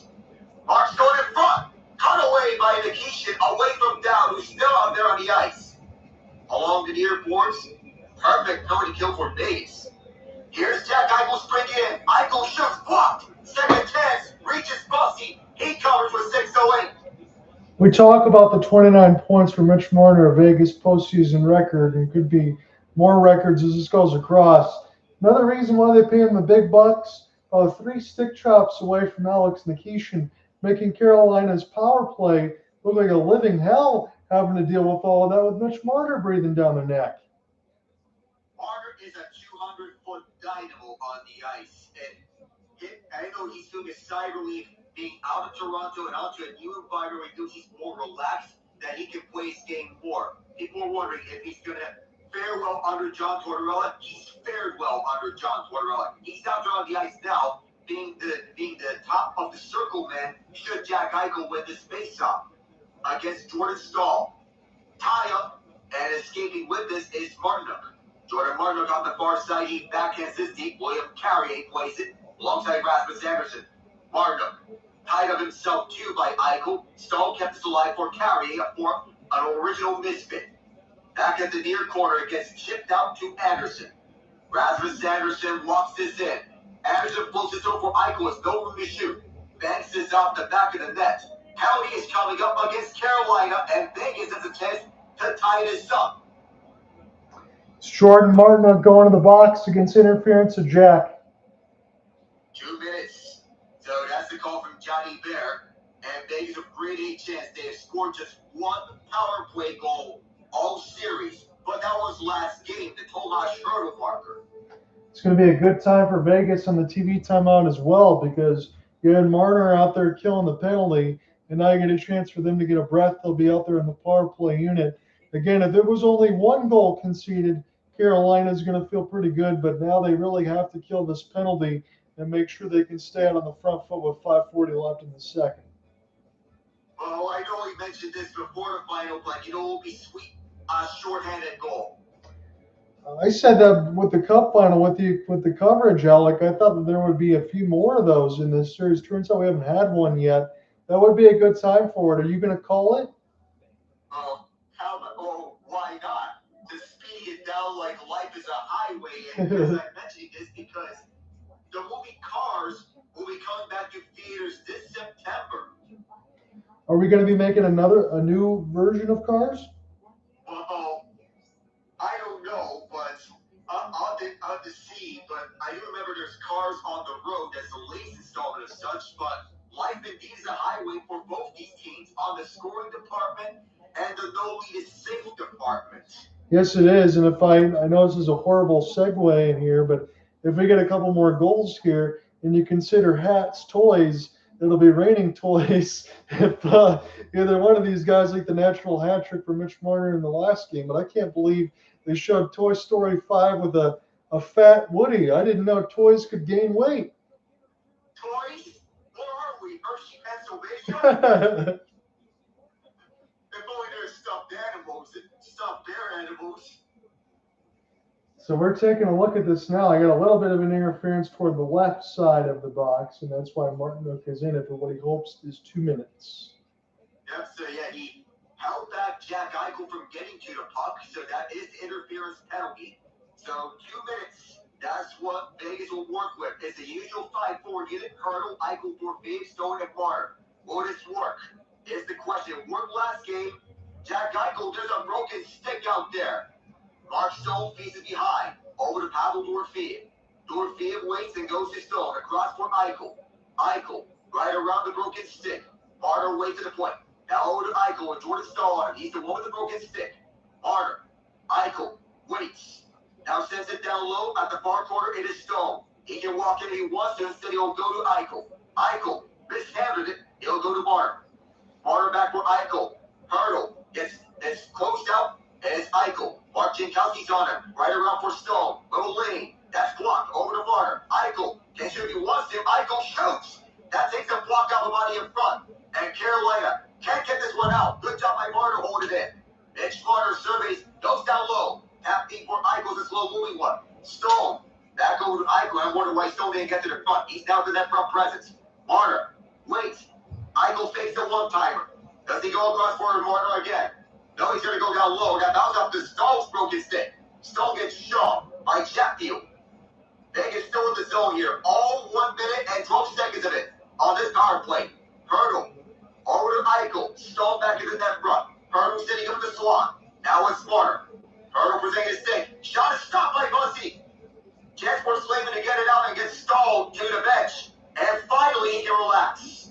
Jordan Staal has been out there for almost his entire penalty kill without a stick. Here's Mitch Marner as he sets up. Second power play unit is out there on the ice. Vegas power play is 1-for-9. Andersen and William Karlsson. There were tired Hurricanes on the ice for that sequence. Keandre Miller intercepts. That went off a Dorfield. Wow, that was dangerously close to his jaw. 5 seconds left before Marner gets back out there. Sebastian Aho goes to the rest of the power play. Clock expired as the shot gets off of Bussi. Collected up by Carolina. Takes a bounce, and it will be ice. So Vegas will keep those same penalty killers on the ice. Vegas power play 1-for-11 this final. I'm sure there were some tired Canes out on the ice, but I love what they did. They kept their shape, Alec. Didn't have to move a whole hell of a lot. They'd be able to keep and conserve their energy, but it's an icing here. They're going to have to deal with an ozone draw for the mustard gold. Especially since Vegas is outscoring Carolina 8-1 in the second period. If you could disallow goals, that number would be 10-1. However, here's the catch. Carolina is outscoring Vegas 8-3 in the third period. So when it gets to the third period, expect a more hungrier Carolina. Bouncing up and kept in the slot. Backhand feed, gonna reach Howden. Keandre Miller in on Howden. Former teammates with the Rangers. As William Karlsson spins around Sebastian Aho. Aho poked this one away. This bounces up. Aho trying to get this one away from Wild Bill. Now down low for Barbashev as he gets tied up. Away with his Walker as he takes it away. Off the ice. Sean Walker carries this in. Now he fires one off the end boards. It's collected by Seth Jarvis. The overtime hero in game 2. Up the middle. This is a 2-on-1 for Vegas. Racing back and coming to the slot. Score! Tie game, and Brett Howden has struck again. His 14th of the postseason at 17:08 from Colton Sissons and Will Karlsson. I don't think there's any chance for Brandon Bussi on this. Shot goes in between the inboards here and gets it started. Jarvis can't get it out. This creates a backhanded breakout toward the right side wing. Sissons works his way toward the net, and as he does, Bussi's not going to be able to slide over, and we got a tie game. That shot was roofed over the shoulder of the glove hand of Brandon Bussi. My goodness. The goaltending adventure for the Hurricanes, no matter who is the starter in net between Andersen and Bussi. Couldn't even see Man, oh much of that man. because Keandre Miller was in the way. Now making 9-1, in which Vegas has outscored Carolina in this final. And the only goal Carolina scored in the second period came in game 1. A game they lost. 2:42 as this puck X's out. Alec, I keep saying it this way, and I know we're going to agree, but at the other end, as you talk about Carolina goaltending woes and lack thereof, all this continues to do is bail out Carter Hart. Yeah, Vegas is bailing out Carter Hart big time because Vegas is winning in spite of it. And you think that Carolina would put him on the 4th spot once this gets to the third period, because in the third period, Carolina striking may be almost always automatic. We'll have to see what we get. We got 2:35 left in the second. As you said, 9-1 in this frame for Vegas. Yes, as we mentioned time and time again, this has been the nightmare frame for Carolina. Doesn't matter what lead they have, not even a 2-goal lead. But we're going to see Carolina gain their defense set. Well, as if there was no we're getting. Near quarter, and as Colton Sissons taking this one up. 2:20 left as Vegas wanted to make this a 4-break game as Colton Sissons was fended up. And we collected far quarter by Nick Down. Alexander Nikishin along the near boards, kept in by Dylan Cogman around. Nikishin back over and comes towards the near side. It's cleared out. Down the distance. Waiting for his Eric Robinson. He picks it up and gets shoved away. Touched up by Shane Theodore as he's helped out by Hart. Theodore waits and will go over to Cogman. Cogman bound to penalty box doors, and the Hurricanes will send this in. And one of the Canes takes a spill. Howden across for Marner. Marner waits. Pirouetting. Shoved down by Chatfield as his shot goes wide. Here's Taylor Hall scooping it up. Hall starts to rush. Off for Blake. Blake fires. Save. Rebound swept away by Vegas. And now a whistle. I think the net got loose. Penalty is coming up. It sure did. We're waiting to see what the penalty is going to be on once it gets announced. And we'll see who goes to the box here. We got 90 seconds left to go in this middle frame. Vegas has tied it. Yep, with 90 seconds left, it's Jackson Blake. The net did not come loose. Even though the shots are 22-11 Carolina, we're going to see the penalty here. Goaltender interference. Jackson Blake, he runs into Carter Hart pretty good. And then Brayden McNabb gives him a nasty cross slash after on the end of it. Yeah, that's a penalty, all right. Sure as this one. Yep, Jackson Blake, you said, and they're also going to give Brayden McNabb on the cross check. So if McNabb did go ahead for the extracurricular, Vegas would have been on a power play. Yeah, if there was an extracurricular, there was a cross check afterwards from Brayden McNabb. Well, we got matching penalties. Blake for goaltender interference, McNabb for cross-checking. He's with the college hockey mask. And I like to say that, too, John. Yeah, when you're a Warrior and you got about 15 stitches in your nose, John Tortorella not too happy, but Brayden McNabb knew exactly what he was doing. That's a bailout. That is a big-time bailout for Carolina, and you think it gives the Hurricanes more space to maneuver in these last 30 seconds. We'll have 30 seconds. The last 90 seconds, we'll have 30 seconds of carryover 4-on-4 time to start the third period. Karlsson to take the face off. Joined by Jarvis, Slavin, and Gostisbehere. Karlsson with Stone, Andersen, and Andersen. And off this false start, it'll be Jarvis to take the face off. Off this tie-up, it'll be picked up by the Knights. So the 4-on-4 start now. Andersen up the near boards. This goes by Gostisbehere, and starting up is Slavin. The best defensive defenseman in the league. Along the far boards, overskates. Turning over to Stone as a result. One-timer is fluttered wide. It is Andersen on the key. Right around back, this goes to Mark Stone along the far boards. Karlsson, wide to find the lane. Karlsson doesn't have it. Last minute of the second period. As Carolina will want to get started up, but Mark Stone takes this out, doesn't like what he sees. Vegas will look. Stone up the middle. Mark Stone survey. Marner going to the net. Here's Rasmus Andersen a little late on the feet. Andersen, save Bussi. He'll cover on a sharp angle chance. Yeah, didn't like anything else there to see. No problem. Take a sharp angle chance in on net. Bussi's got that. It'll force an ozone draw inside the last 45 seconds of the middle frame. Along the chest. Well, they're announcing tacos here at the arena. Right now, Carolina was pretty much out shooting Vegas 2-1 at this point. It's 22-12 now, but the score is 3-3. There's Eichel, Theodore, McNabb, Marner for Vegas on this offensive zone face-off 4-on-4. And you think that with this talent, you think the Golden Knights are going to get something up here. Jordan Staal is going to stay here. False start is against Eichel. Marner's going to take the face-off. He's playing center here at times with the Golden Knights. And an easy face-off win by Staal. He's one of the best in the league in this regard. Marner chasing from behind. Through the middle this goes. And waiting is Walker. He's hounded down. He'll defer to Miller. Now up the middle, the pass blocked by Marner. Staal recollects with 30. Jordan Staal wants to go up the middle. Instead goes up the near side. Here's Ehlers. Ehlers across. Here's Walker's shot. Patted away by Hart.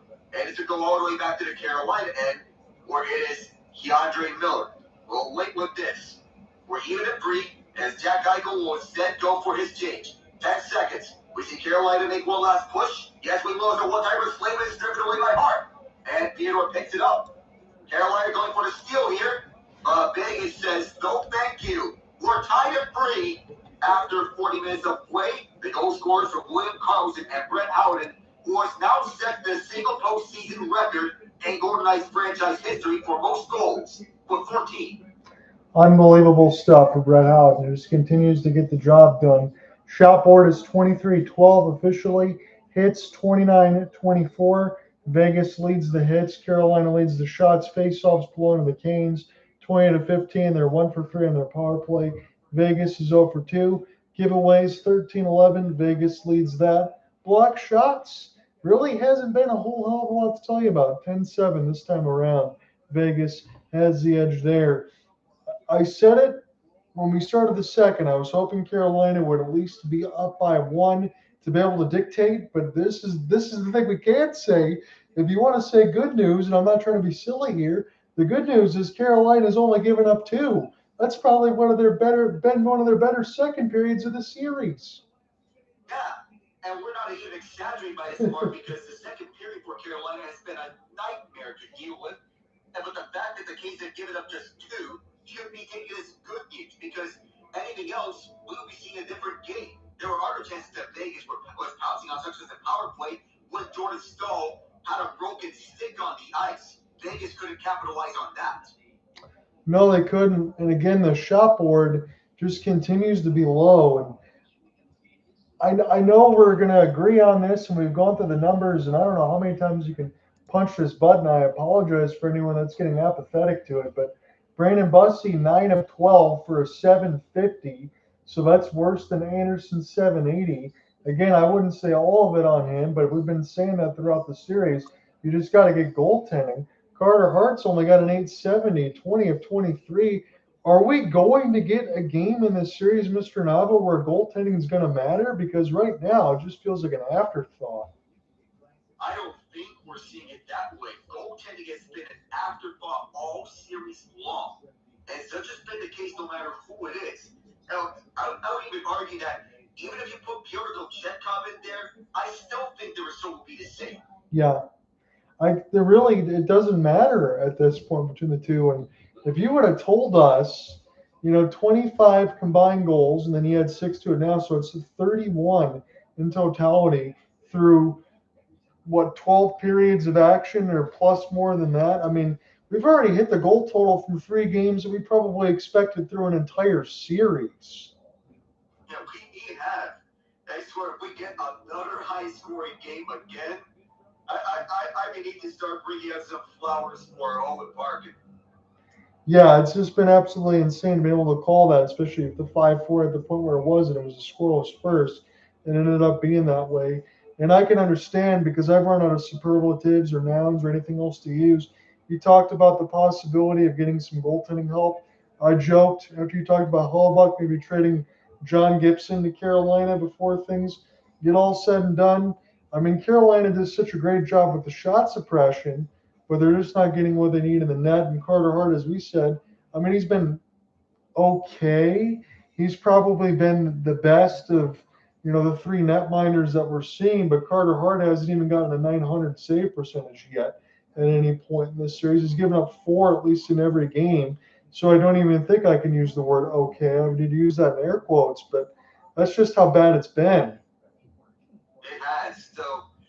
So we need to see how this goes later. So I know yesterday it was a mess in New York City with the NBA Finals. Fans writing after the game after just one loss. The whole security ordeal with TSA-style security screening and the mess that was caused after the announcement that Donald Trump was going to be in attendance in Game 3. A ban on watch parties before the game, before Mayor Mamdani stepped in and announced the watch parties for Game 3. Trump's not going to be in attendance in Game 4, so there's no need for any of that mess moving forward. But nonetheless, we're going to talk about the game itself. The San Antonio Spurs, 115-111. They are right back in the NBA Finals thanks to the 32-point effort from Victor Wembanyama. He needs to be better. He's delivered, and he's arrived in the NBA Finals. Yes, he has. I'm going to go ahead and look at the box score because I didn't get a chance to really check out the game myself. But 115-111, as you said, it was a much-needed win. I'm sure, as you mentioned, I'm not going to disagree with any of all the hoopla that was created. If that's the one game that the Knicks are going to lose, I'm sure they won't worry too much about it. But again, Jalen Brunson, 32 points and 11 of 25. OG Anunoby, my goodness, 9 of 13 for 28 points. That's efficiency. Oh, yes. And he was the most noticeable Nick out there, both offensively and defensively. He was excellent on both ends of the court. He was spectacular. He's New York's most impactful defender, and he showed that in spades. Karl-Anthony Towns was a little slowed down here with 11 points. San Antonio shut him down this game. Josh Hart with 16 points, 9 rebounds, 5 assists. The thing is, San Antonio's finding ways to have Wembanyama go around Towns because with Towns on him, Wembanyama has no answer for him in the first 2 games. But here, he finally has an answer. And that's what you have to do. Again, you need that Wembanyama production. I know it's not anything enlightening that I'm saying, but for the Wembanyama production, you have to be able to, on the other end, neutralize Karl-Anthony Towns a little bit because you got to make the others beat you. And Anunoby, again, monster game, as you mentioned, with 28 points. But with Karl-Anthony Towns only getting 11, that's not going to be enough. And what about this with Wembanyama off the court? Stephon Castle, 23 points. Right. When it's not Wembanyama dominating, it's Castle dominating. He has 23 points, 5 rebounds, 5 assists to go with 1 steal. De'Aaron Fox hasn't had the best game shooting-wise, but he's filled his role nicely as the team's point guard. He fits the speed scheme perfectly for Mitch Johnson's squad. That's what you want to have. Essentially, De'Aaron Fox is out there. I know this is going to sound disrespectful, but this is what I would think. He's essentially like your 4th option. Essentially, then we have someone like Dylan Harper off the bench. And Harper got 18 shot attempts in 32 minutes, so it's not like they played a large bench. They only had 9 guys out there, and they're able to do pretty well. But I always, like I said, I mentioned between Vassell and Castle, I really like those guys that they drafted. They've done a great job alongside Mitch Johnson. Julian Champagnie, I think, has fit that role as a 3-point shooter, as you talked about. We'll see what the Spurs can do. I would happen to think if the Knicks were able to play it that close with everything that happened in that game, that they would be able to respond in kind in Game 4 at MSG. But if the Spurs make it 2-2, I think we will have a series because at that point, I don't expect the Spurs to then drop 3 straight games at home in the NBA Finals. No, and we would want to expect a much better response from the Knicks bench because New York's bench had Jordan Clarkson leading with 10 points, yet their top bench performer, Landry Shamet, was uncharacteristically quiet. Just 1 3-pointer. To his credit, he was lights out in the first 2 games. I'd expect a much better Shamet heading into Game 4 tomorrow night. I know this is sometimes out of the radar, but I've been seeing this all across X. I'm sure it goes across the social feeds. Is there anything in the back of your mind, and I know this is conjecture in mine, but I want to ask it, Caitlin Clark's going to stay as a member of the Indiana Fever, correct? I feel so too. I think she's going to stay with the Indiana Fever. They made the playoffs last season, despite losing her for the rest of the year, but girls like Aaliyah Boston picked up where she left off, and they thrived. Because there was a lot, I guess, I saw from the play the other day when they ended up winning, that the play was designed. Sophie Cunningham was not supposed to go to Caitlin Clark, but then she's wide open for the 3-pointer, which is what you can't do. And then there was just a muted celebration towards Stephanie White. But I guess everything that you see on social media, obviously Alec and I are not going to tell you to believe it because you can't. But I mean, man, oh man, all across my feed, it was just everything about Caitlin Clark and not being happy and this and that. I can't imagine for her dealing with all this stuff with the back injuries and having to be day to day and then being asked those questions over and over. She just wants to play basketball. And you know, these athletes are tough. They know that they are dealing with all the pain and banged up wrists, knees, legs, whatever. The fact that they play through the pain shows their mental toughness, no matter which sport. Yeah, it's been a really good class across it over the last few years. I think that league is starting to make some headway. Obviously, you have a lot of the top-heavy stars you talk about. It's a very busy Major League Baseball night. Oh, my goodness, Alec. I'm sorry about that. You guys had to play the Dodgers today. That's not fun. Oh, yeah, that's 7th inning. The less said about, the better. Oh, my. Yeah. We don't want to talk about that. I just saw that there. As I'm looking at the Tigers game a little bit. I know it doesn't really matter, but they're in the 5th. They were going through a rain delay, and the rain's going to be hitting us for probably about a week straight. So we'll see the way that goes. We'll see if anything else pops up for the finals. The Marlins win 10-6 over the Diamondbacks. Rays hold off the Red Sox 4-2. Yankees fight off the Guardians 3-2. Blue Jays, that's their score against the Phillies. Cardinals blank the Mets 7-0. The Brewers Athletics getting going, and anything else that's pretty close to final. The Rockies are all over the Cubs. They're winning 7-1, and that's about it for you right now. How about those Rays this season? This is the Rays team that we never thought that we would be seeing them at the top of the AL East standings, right. But they are gritty and they are grinding out tough wins, just like today. Yeah, they are. Again, outside of their series against the Tigers, which the Tigers actually swept, which surprised me, all things considered, they've been great. They're 39-25. Their percentage points ahead of the Yankees, who were the first team in the American League to get to 40 wins. We talked about it over the last week. The Mariners trying to dig their way past 500 have finally done so at 36-32. American League record, honestly, across the board is really not that great collectively. The National League has been quite strong. The Braves pacing everything at 45-21, and the National League Central finally does not have 5 teams above 500, as the Reds have lost 5 straight at 31-34. And that negative run differential is going to come back to bite Cincinnati. I had this feeling in me that the run differential that they're putting up, and with the record they started out to, I was thinking that's not sustainable. At some point, the run differential is going to bite, and I feel run differential is a better indicator of where a team is at compared to record. Yes, it is, because it kind of just gives you a synopsis, honestly, of the way that you're playing. If you can get through the series, and Pittsburgh's had some tough teams in front of them, because you just got Atlanta and then the Dodgers back to back.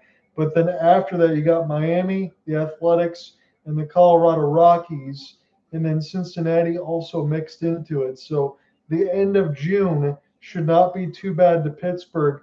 You just want to try to pick up another win here and don't want to get in a run of about 6 or 7 in a row. Oh, that's the thing with right. Pirates. A bounce back is what's needed. Oh, man. I'm just so stoked up about Cars returning to theaters to celebrate 20th anniversary. That was my childhood, I'll tell you. Again, I've gone through that. I would say the same thing. You've gone through Cars, and my answer would be Toy Story 1. Oh, so a little bit of Pixar. Yes, it's always been throughout our childhood. Oh, yeah. And speaking of the theme relating to Cars, NASCAR was at Michigan, and it was emotional for Denny Hamlin getting his 63rd victory, which ties the late Kyle Busch for career wins. Congrats to him on the victory. What was going on? I'm not trying to dig into anything, but what was going on with Kyle Busch? What ended up happening there? Well, he had to withdraw from the Coke 600, but those complications went on to pneumonia, which turned into sepsis. Unfortunately, he lost this battle with pneumonia. That's what I thought I heard. I wanted to ask you about that because it just seemed like it happened all of a sudden. Yeah, it was also sudden. He was feeling sickness at the Watkins Glen race, and he had to withdraw from Charlotte. He was planning on racing, but the sickness was also abrupt. And I'll say this as well. I'm rooting for Kurt Busch. Even though he may not be racing in NASCAR anymore, stay strong, Kurt. We're with you. Yeah, that's never easy. And it's not a transition, but I just wanted to go ahead and get your thoughts on it because when I saw it, I just couldn't believe it. It seemed like it was fictional at the time. Sometimes we're living in a society now where everything happens so quickly, Alec, you have to question yourself whether or not it's real. And unfortunately, it was. Yes. I know it's tough for NASCAR, but moving forward is the way forward. Of course, back-to-back emotional victories for Denny Hamlin, who took a bow after the Jewish one, and Kyle Busch's former teammate Daniel Suarez taking a bow after his Coke 600 win. Let's say another former Kyle Busch teammate, Christopher Bell. We'll have to say all the best to him on his recovery, but here's the catch. He's going to be racing at Pocono this weekend despite suffering a broken wrist. How are you going to be able to do that and then turn the steering wheel? I mean, the same question I would have asked Brad Keselowski how he would have raced at Daytona with the pedals on a broken leg. Oh man, see that's what I mean. You talk about some of the other stuff in sports, and I would say the same thing for NASCAR. How about sitting in there for about 4 hours, going at a high rate of speed? Look, I know it's not Indy and everything else too, but you're still going close to 200 miles an hour. You're sitting there for over 4 hours. You're trying to get things dictated. You're kind of buckled in. You can't really go anywhere. Trying to make sure you keep yourself hydrated and locked in at all times. I don't think that would be easy at all. Especially since you have no air conditioning in those cars. Right. You're taking everything out to try to go as fast and be as aerodynamic as possible.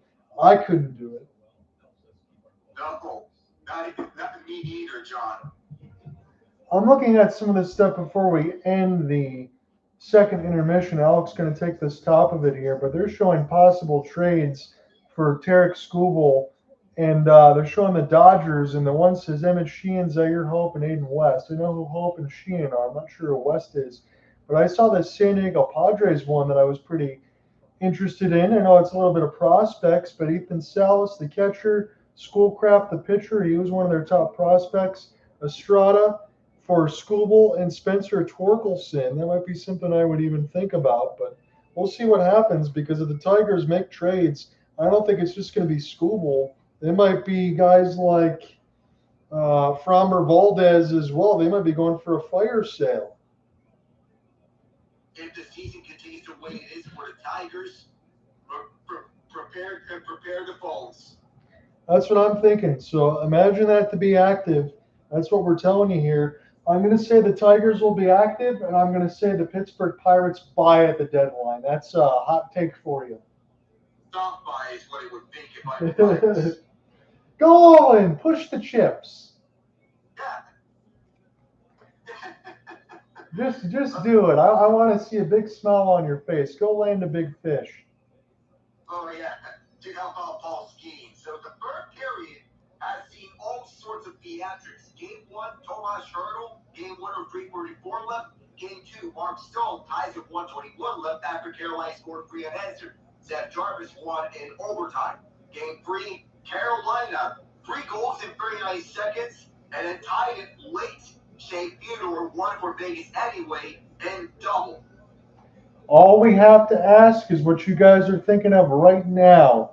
Will Carolina do the same thing that they've done throughout the third period as Vegas has done in the second? Now, this time it's a 3-3, and if Carolina does so, they can win this game going away.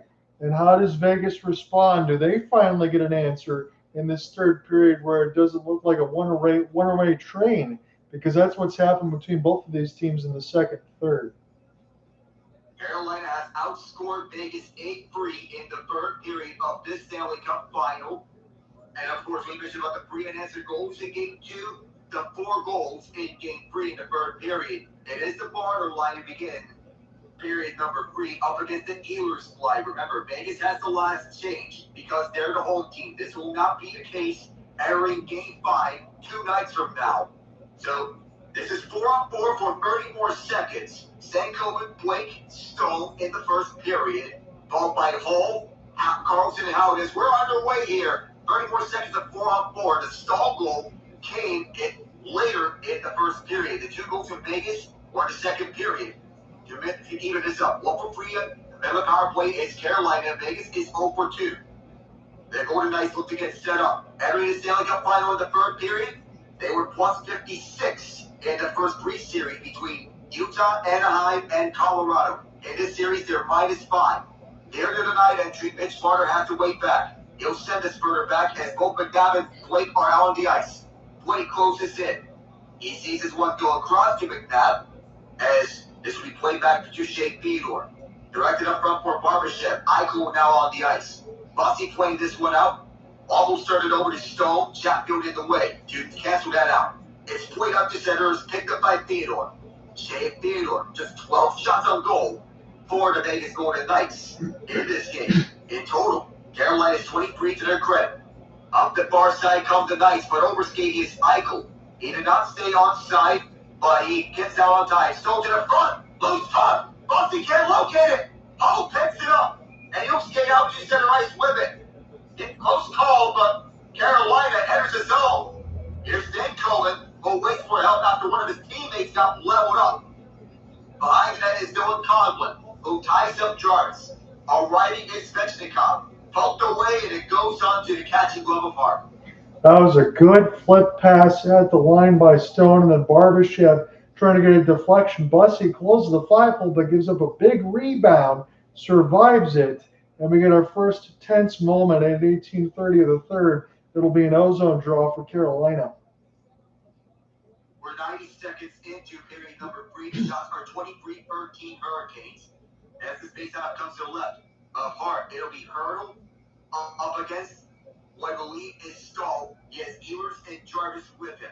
Miller is as 1-2 defensive back alongside Walker. The McNabb pairing is still out there.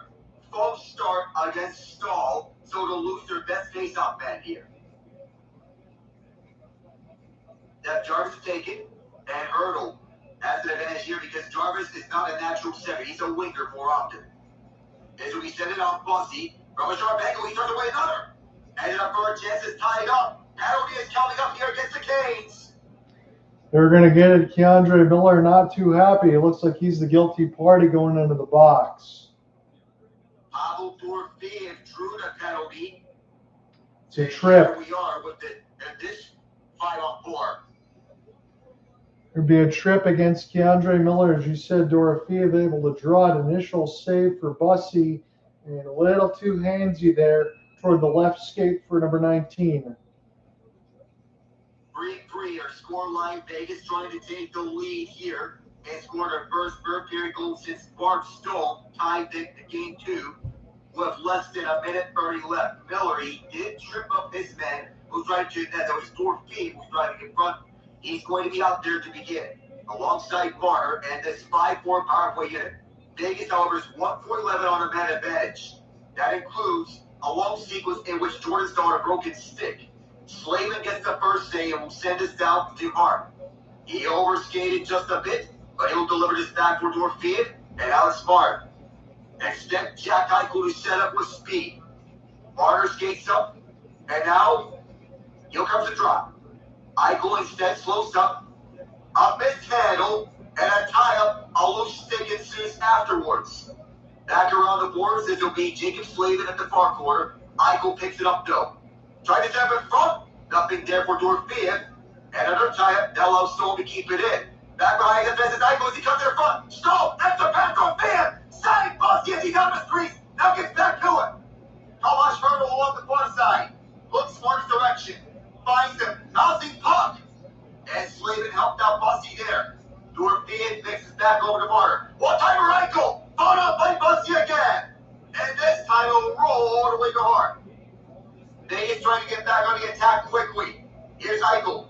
Cut off by Aho. And now here's Alexander Nikishin. Fires this one down the left of the ice, whereas Hart played this south. Very close call again, but that's the best chance Vegas got on any of their power plays. Here's Marner. Around for William Karlsson as the second unit comes off. 30 seconds left on the Miller penalty. Karlsson with speed. Barbashev gets tied up, so does Karlsson. Back around towards the far side, Andersen on the hole. Back in the far corner, Howden bounced up to the slot. A tie-up, and here's a 2-on-2. Here is Sebastian Aho as he holds on to the puck. Aho waits, Aho fires. That's wide as that. 10 seconds left as Barbashev holds. And will try to get this in front, gets tied up. That's a pass to the front. And that's spot on by Bussi again. 2 seconds of 1, and the penalty is over. Rasmus Andersen goes down low for Brett Howden. Slowed up once. And he'll feed it towards the bottom of the right circle. Bussi to stay and exit south. Several close calls there, John.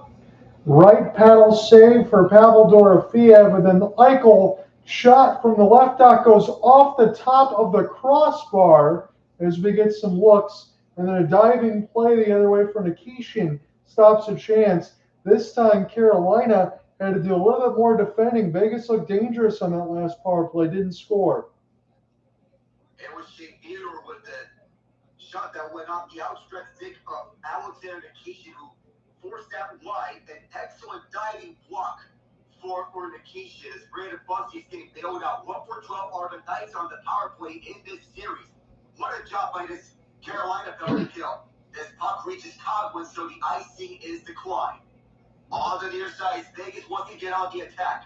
All sorts of Hurricanes defenders One shot at the neutral zone.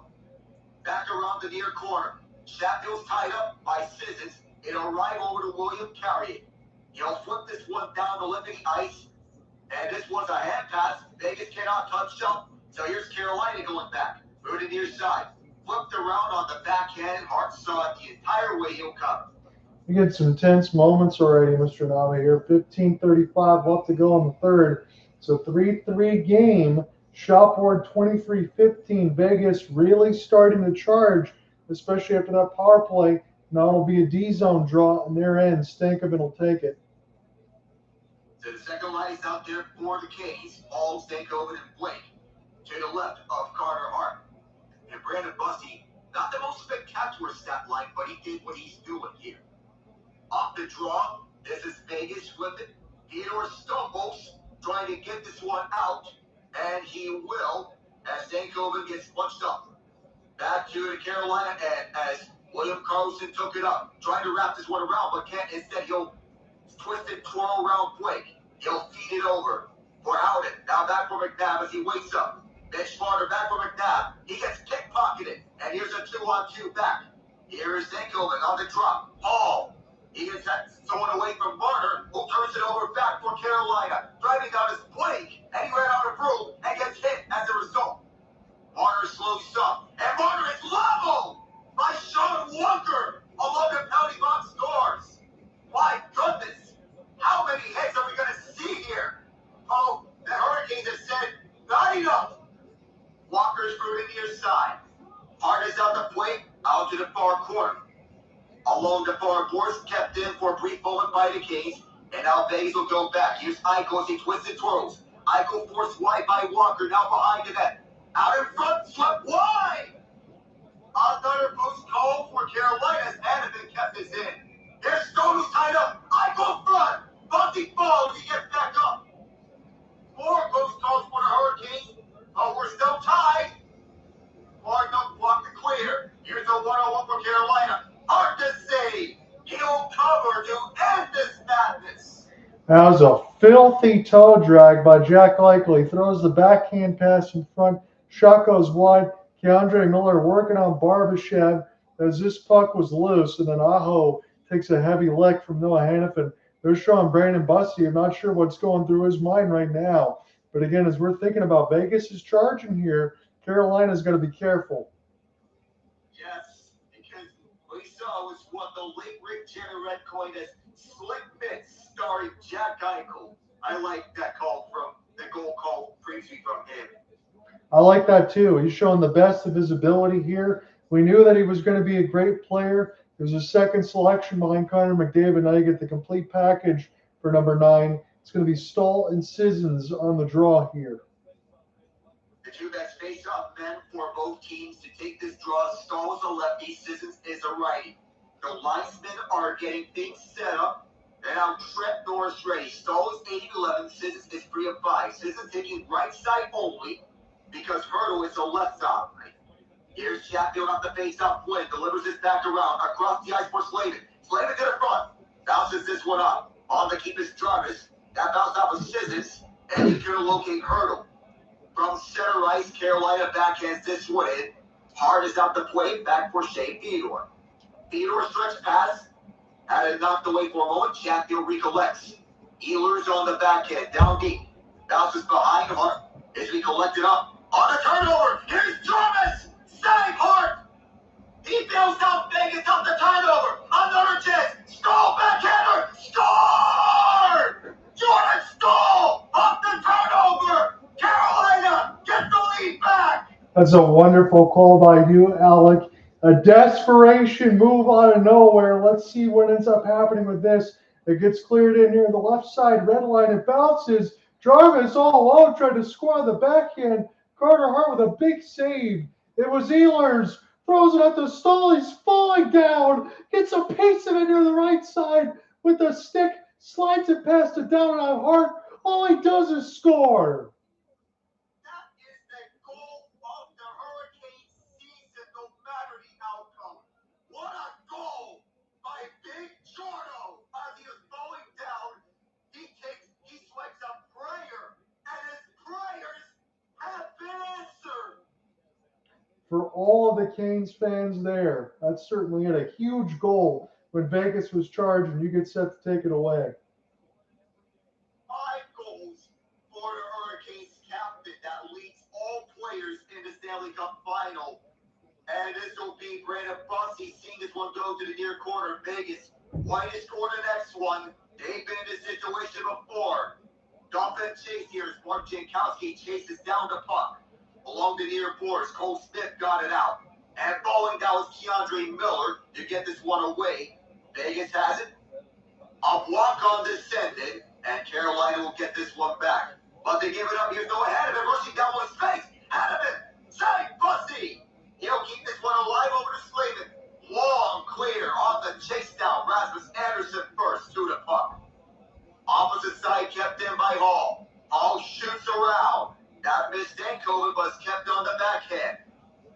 It's 4-3 Hurricanes. I'm getting set to turn this back over to John. My name is Alec Nava. John and I here on the color commentary for this moment. Hall, Gostisbehere calls for it and gets it. Gostisbehere back around over to Blake. Gets tied up. Hall, back around for Stankoven, near corner. Stankoven, back for Blake. They're exchanging spots in the near corner. As Blake goes around, racing onto it, is Hall overskate the puck. The former Hurricane Hanneman wanted to clear, was kept in. Here's Hall, who surveys. Hall, right point back for Slavin. And this goes back around for Stankoven. A lot of offensive zone time for the Hurricanes, and they're building up a bit. 50 seconds plus. Line change here as the Hurricanes are making changes. Jordan Marner's tied up. He has it poked away by William Karlsson, but staying active on it is Sebastian Aho. 4-zone tied here. Here's Walker for a screen. Bardo picks it up. One-timer stand on. And it exits out. It is Miller picking it back up. Keandre Miller down the far side.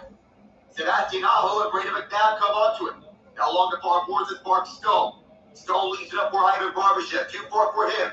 Along the near boards, it is Eichel walks around. Picked apart by Aho. Along the far boards, Bardo waits something. Bardo sends it down. As Vegas recollects it. Take it away, John.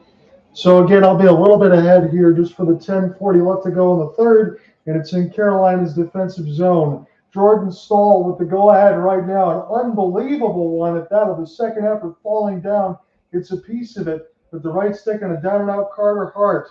Vegas now trying to get her in a backhand. It's Sissons, and he's canceled off. Here's a slap shot Lozon. This will be deflected in the left side corner. Can Carolina find a way to even this series of 2 games apiece, at least get us to a Sunday? That's what we want to be able to see, because we'll be back on Thursday for Game 5.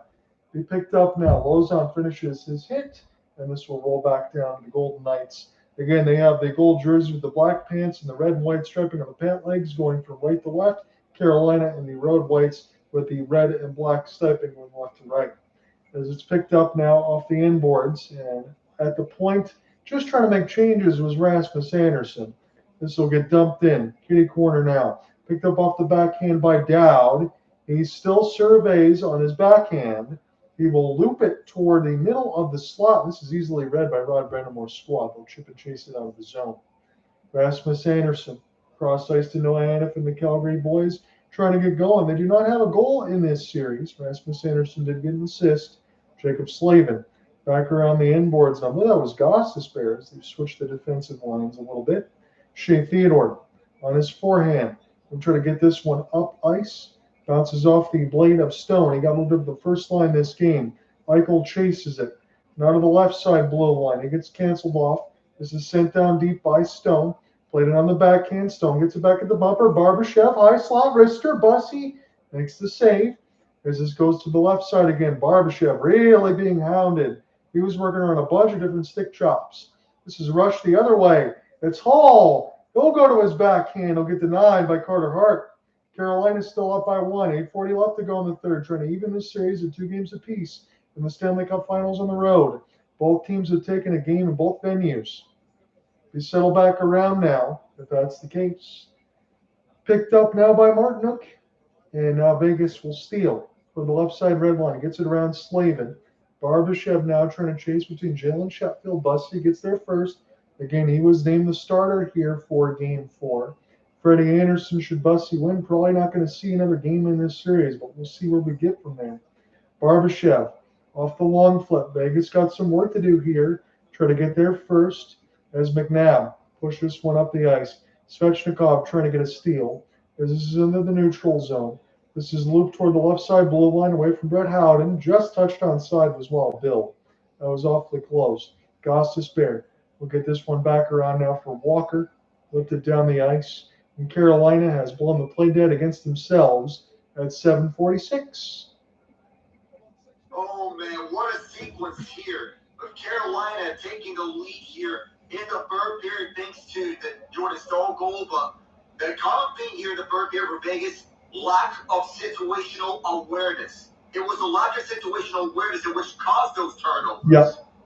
You had everybody that was not occupying the middle of the slot. You had the two defensemen chasing him behind the net. Seth Jarvis alone gets a break. And then again, after you survive that, and Hart makes the initial save, then you have Jordan Staal unaccounted for twice.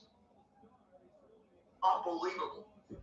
So Jack Eichel on an ozone draw. Vegas try to tie this one more time. 5-4 has been no stranger to the scoreline. 4-3 we've had once. Marner at the net. Good save. Bussi rebound. Gostisbehere will pick it up. Bussi now trying to get his equipment as this is sent back down the ice. If Carolina ice it, they won't care. Brandon Bussi with a big save as we get an icing at 7:30.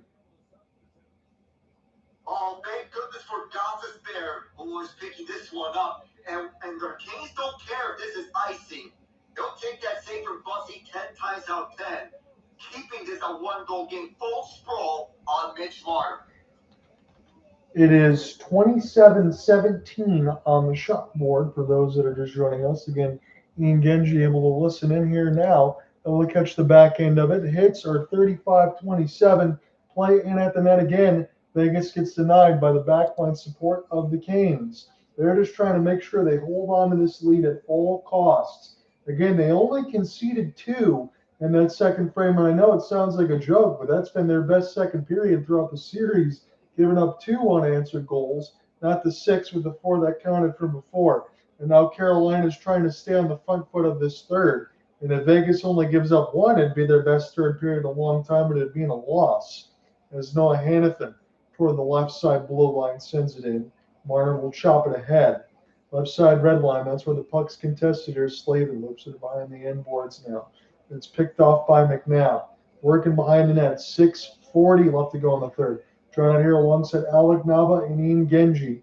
It's either going to be a 2-2 series tie or a 3-1 lead for Vegas. While Bill, he lost the puck. Played in off the carom now. It's Sebastian Aho. We'll take a long flip into an empty left corner. McNabb played on the backhand. This just gets out. Vegas has to take a hit. First goalie with 4+ goals allowed in each 4 games of the Stanley Cup Finals. That's what I've been saying to Alec. He's been partially getting bailed out most of the time by his team. Haven't had goaltending support really at all in this series between either team. As this is a hand pass. 6:02 in the third will blow it dead. We'll take a break. Finally, the ice crew gets some time to shine here. We're like, what's our time to shine here in this third period? These two teams have been tiring each other out in the third, but Carolina settled into this third and have completely shut the door on Vegas.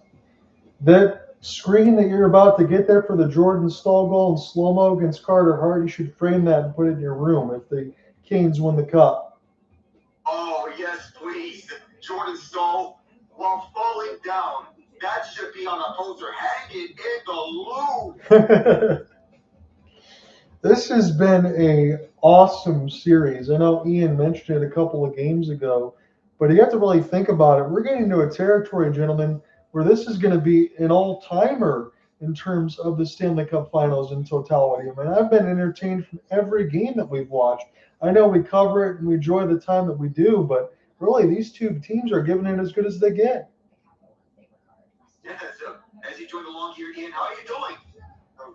I'm doing good, man. Doing good. Been busy for most of the night, but now things have started to wind down.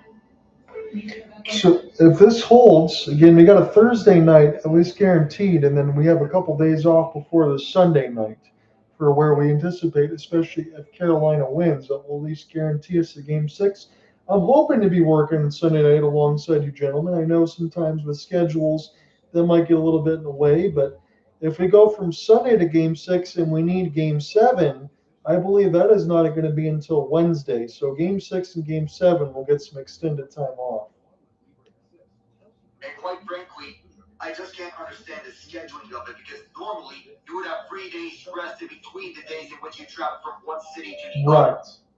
But this time it's just 2 days of rest between games 2 and 3 and between games 4 and 5. How does that make sense? Hopefully, I think I have an idea. Go ahead. Because the World Cup will be in full swing by then. I think they're trying to wrap this up. As soon as they can, because they realize once the World Cup matches start happening daily, viewership's gonna tank. I'd say that too. I think you're on the mark there, Ian. I would also mention too, if Carolina ends up winning this, at least you only got 2 days before you got to go back to Lenovo and try to capitalize on the momentum, correct? Yeah. So this is going to be a neutral zone draw. They won by the mustard gold. They don't got a lot of time left. 5:55. That's an awful fan on the pass for Tomas Hertl. That's going to have to go back now to Noah Hannafin, Rasmus Andersen, crisscross. Hertl one more time on the one flip. This time it doesn't look like a 1,000-pound weight as it's sending behind the end boards. Barbashev going to steal, and Nikishin flip this around. Put on the backhand, not out by Rod Brind'Amour's squad. Give Vegas in possession. This goes at the outside of the cage of Brandon Bussi. Again, if he wins this one, you know that he's going to be playing a couple nights from now. You're going to ride the hot hand. Whether or not it is necessarily hot, you just got to get the wins. That's all you're really thinking about at this point. But the second and third period between both of these squads has been more quiet than usual. Vegas only down one, but they need to get at least one more. Again, we're going to get another one of those hand pass goals at 5:09, being another neutral zone draw. This time it's a high stick. Tthank you, Al. This time's a high stick, but 5 goals for Jordan Staal in this year's final. The last time he's been in the final, he scored twice in 2009 with the Penguins. He's 1 or 2 cup winners with the Canes and the Carolina Hurricanes. Theodore being William Carrier, who won with this Golden Knights team just 3 years ago. Yeah, whatever Jordan Staal is doing in this series and whatever he's done in Vegas, you make sure you bring that with him in the next 2 nights because he's been phenomenal. I use the word superstar. I don't try to throw that out lightly, but that's the way he's played so far on this series. 2 goals, 4 shots, 2 hits in this game. Now Svechnikov at the point. Try to see if they'll go DDD. No, they won't. This will be a long shot from the left side. Svechnikov gets it blocked. And now we're down to the final 5. Pass bounces way too hard off the skates of Marner. Svechnikov tried to set it up. Martinook will loop it in. Sebastian Aho play this one. Try to go back to Chatfield. It's picked off the jack. Eichel slows up. Try to throw one up the gut. Sebastian Aho there. And Vegas got to check back up onside with Marner. Stone steals. And he's got it in his own end. We'll go cross ice from right to left. That's Rasmus Andersen. Loop back around the net of Hart to Noah Hannafin. See if Vegas can get going. They will throw it into the corner, but they've iced the puck against themselves. Didn't gain the red. 4:16 left. The Carolina wants to double down on this lead because if you're holding on to a 1-goal lead, you don't want to face the possibility of Vegas tying it up late here in this third period. That happened in Game 2. Carolina has to play the perfect offense here off this icing. They do. I think they need to at least push here for another maybe 3 minutes before they can try to attempt to close things down. We're going to take a commercial break. 4:16 left to go in the game unless Vegas scores. Oh, and Carolina fans don't want another overtime here. No. You need to give it. They need to get back to Lenovo with a regulation win for momentum's sake.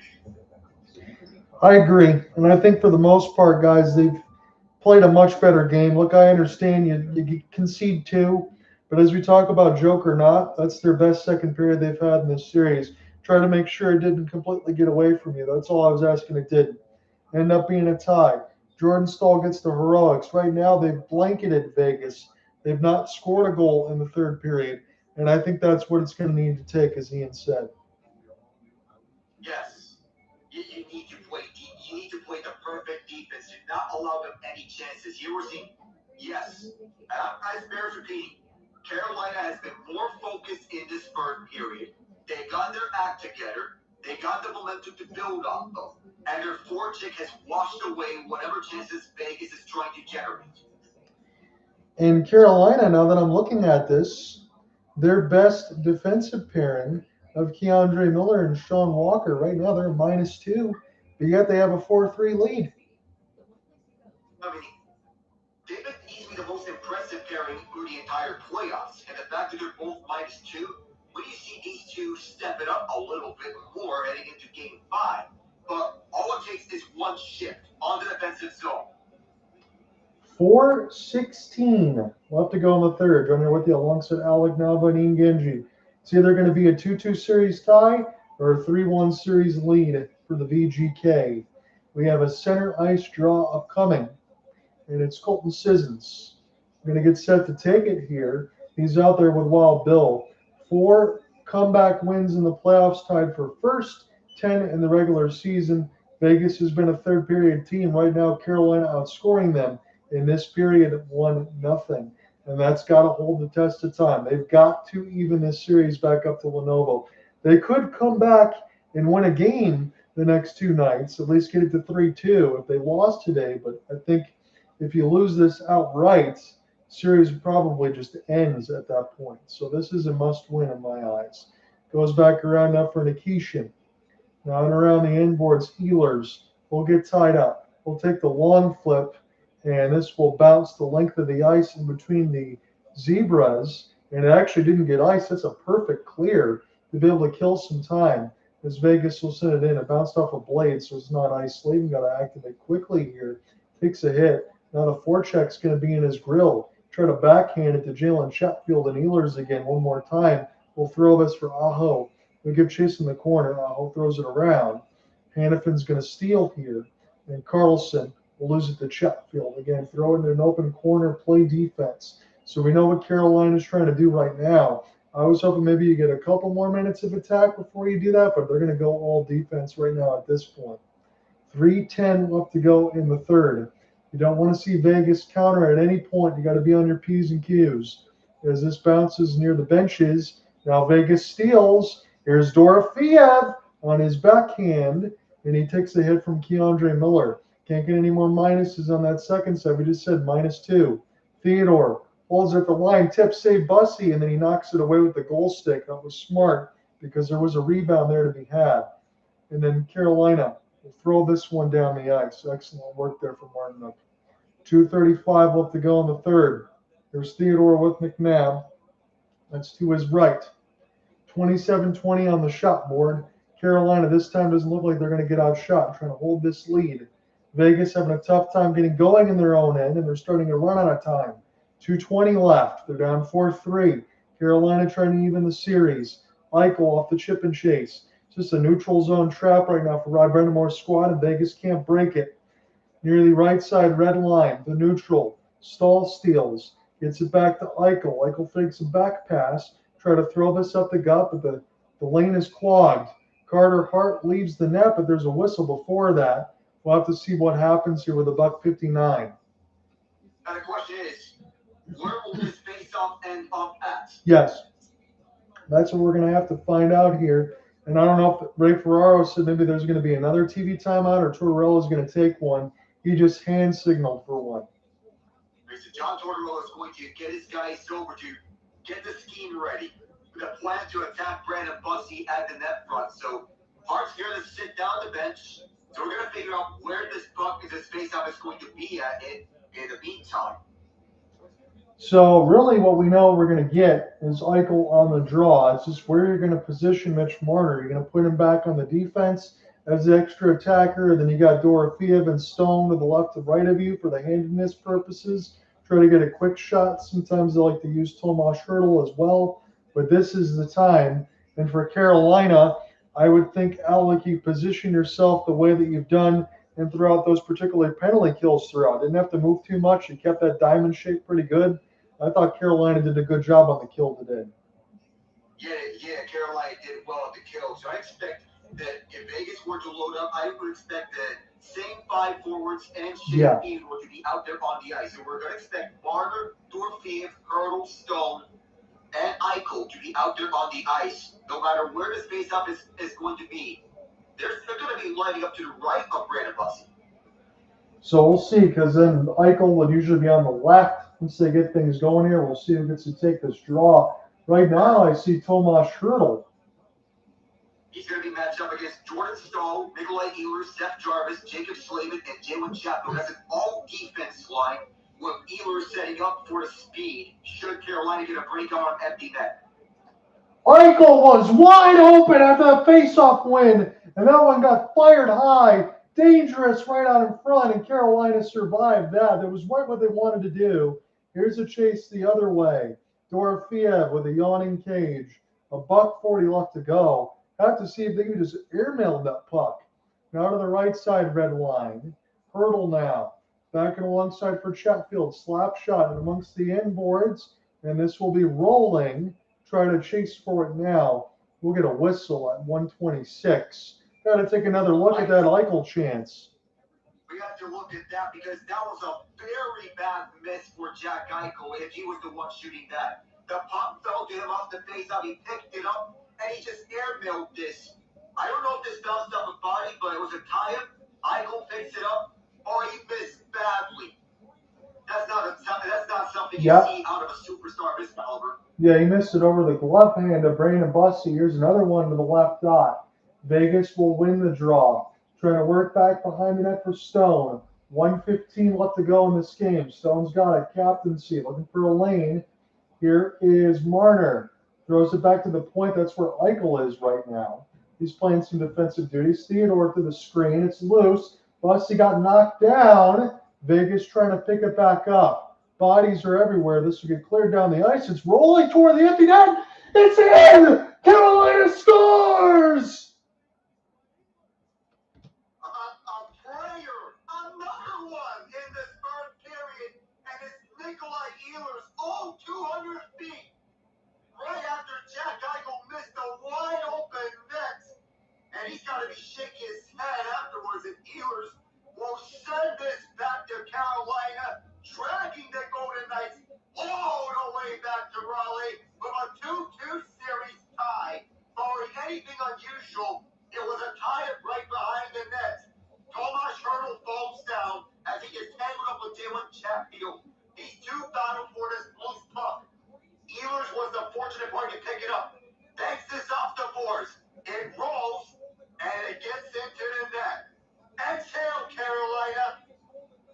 Man, that feels like the most exasperated empty net call I've ever had to make. And I'm glad that you're with me on the call here, Alec, in the mix of it. How did Ehlers get that backhanded wizardry from 200 feet? It's yet another empty net. And again, we can talk about whether or not Brandon Bussi was able to do the job of the first two. Well, he's answered it for the third. So you know he's going to be that starter. Here's another long flip anyway. He would have been if Carolina would have won, but now they're up 2. But he's kind of shut that door in the third right when they needed. Carolina's up 2-0 in this period, and they're up 2 goals now, 5-3, trying to get this 2-2, which looks like they're going to do. This is sent back down and iced against Vegas. That means Carter Hart's got to come back in, but Carolina, it's a 2-2 series tie back at Lenovo. And 33 combined goals between the two sides. We speak about a generational finals. Well, we're in the midst of it right now. A tied series headed back to North Carolina's capital. So that means we'll be back with you on Thursday night and Sunday.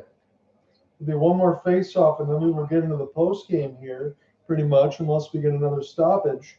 But it will be left side dot. And Vegas, they did not have that third period explosion. Alec and I kind of had that feeling if Carolina can keep things shut down in the second enough, put a little bit in the third, and to their credit, they did. Carter Hart gives up 4. Brandon Bussi only gives up 3. He gets his first ever win in the Stanley Cup Finals. And in totality, Alec, I thought he played very well in that third period one more time. Is that the first win by an undrafted goalie in the Stanley Cup Finals ever? Yes. Now you mention it, Ian. There was one other goalie who was undrafted in the Stanley Cup Final. That was in 1970 with the St. Louis Blues. The Blues got swept in that series. But here, Brandon Bussi picks up the first ever Stanley Cup Final victory by an undrafted goaltender. Another Bussi, he was a waiver claim off Florida. Yeah. Now, the 3 goals against maybe a Denver. However, when Carolina needed him the most, he delivered in the third period and shut the door. The defense did its job. So I'm going to do something right now because I've recently watched some highlights of a certain basketball team in a certain year, and for some reason Brandon Bussi is giving me these, for lack of a better term, vibes.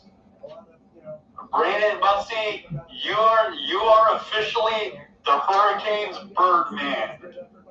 In reference to the 2013 Miami Heat's Chris Andersen. Just a total energy guy, does the little things, but you, sir, well, more than a cult legend for Carolina. But if you understand what I'm saying, fellas, John especially, because I know you saw a little bit of Chris Andersen. Yeah, and I was going to say this in the previous story that I wrote. Again, with Rod Brind'Amour, I told Alec in the opening, and if he would have started Freddie Andersen, I would have sued him for malpractice. This is Brandon Bussi's net, and I wrote at the end of that story in Game 3, Bussi's got an opportunity to be a hero. Again, as Alec mentioned, through the first 40, a little bit of stuff that you're worried about, but again, Carter Hart's kind of played that same way. We saw the third period, we saw the first overtime of Game 4, Bussi was electric. He kind of got screwed off the shutoff, the inboards from Theodore that bounced off his skate. In the third period, again, as Alec mentioned, when they really needed him, stood on his head, made some key saves. He made an opening shorthanded save that could have easily went in the net if someone else was in the goal crease to begin the game early, but Bussi did his job for the most part. That's a big character win for him and for this team. Yes. And I would advise Rod Brind'Amour one thing, keep him in a net for the rest of this series. Yes. You should not think about going back to Freddie Andersen, even if it's a Carolina loss. You can't. It's his net for the rest of the Stanley Cup Finals. Yes. And I'm going to take it one step further. For all the reasons, and again, I don't say it on Rod Brind'Amour, the team and all that, for all the reasons you were looking for a reason to fire the guy, if he brings Freddie Andersen in, I'm going to give Rod Brind'Amour his pink slip. Yeah, there's no way that Freddie comes back. Look, Freddie Andersen was a great goaltender, but I'm just saying this right now, this is his final season in Carolina. I'm sorry, man, but things have changed here. Things have changed, and they've changed a lot. They've changed a lot in this series now that Carolina has evened it at 2. Gentlemen, I'm going to see you back here on a Thursday night, and then we have a guarantee for a Sunday. So we get a swing game the next couple of nights. Whoever wins goes up 3-2, and Carolina should feel pretty good right now. Oh, yes. I'm seeing someone saying VGK versus Carolina. I feel like I'm watching Stone Cold versus The Rock all throughout the night again. The wrestling highlights and references. Yeah, it's been a great series so far. I completely agree. I'll talk to you guys. We'll see you. I'm glad I got to join you on the back end of this. Yeah, it was a lot of fun. Oh, yeah. See you guys on Thursday for Game 5. Alongside John Ivey and Genji, I'm Alec Nava saying so long from T-Mobile Arena. Good night, everyone.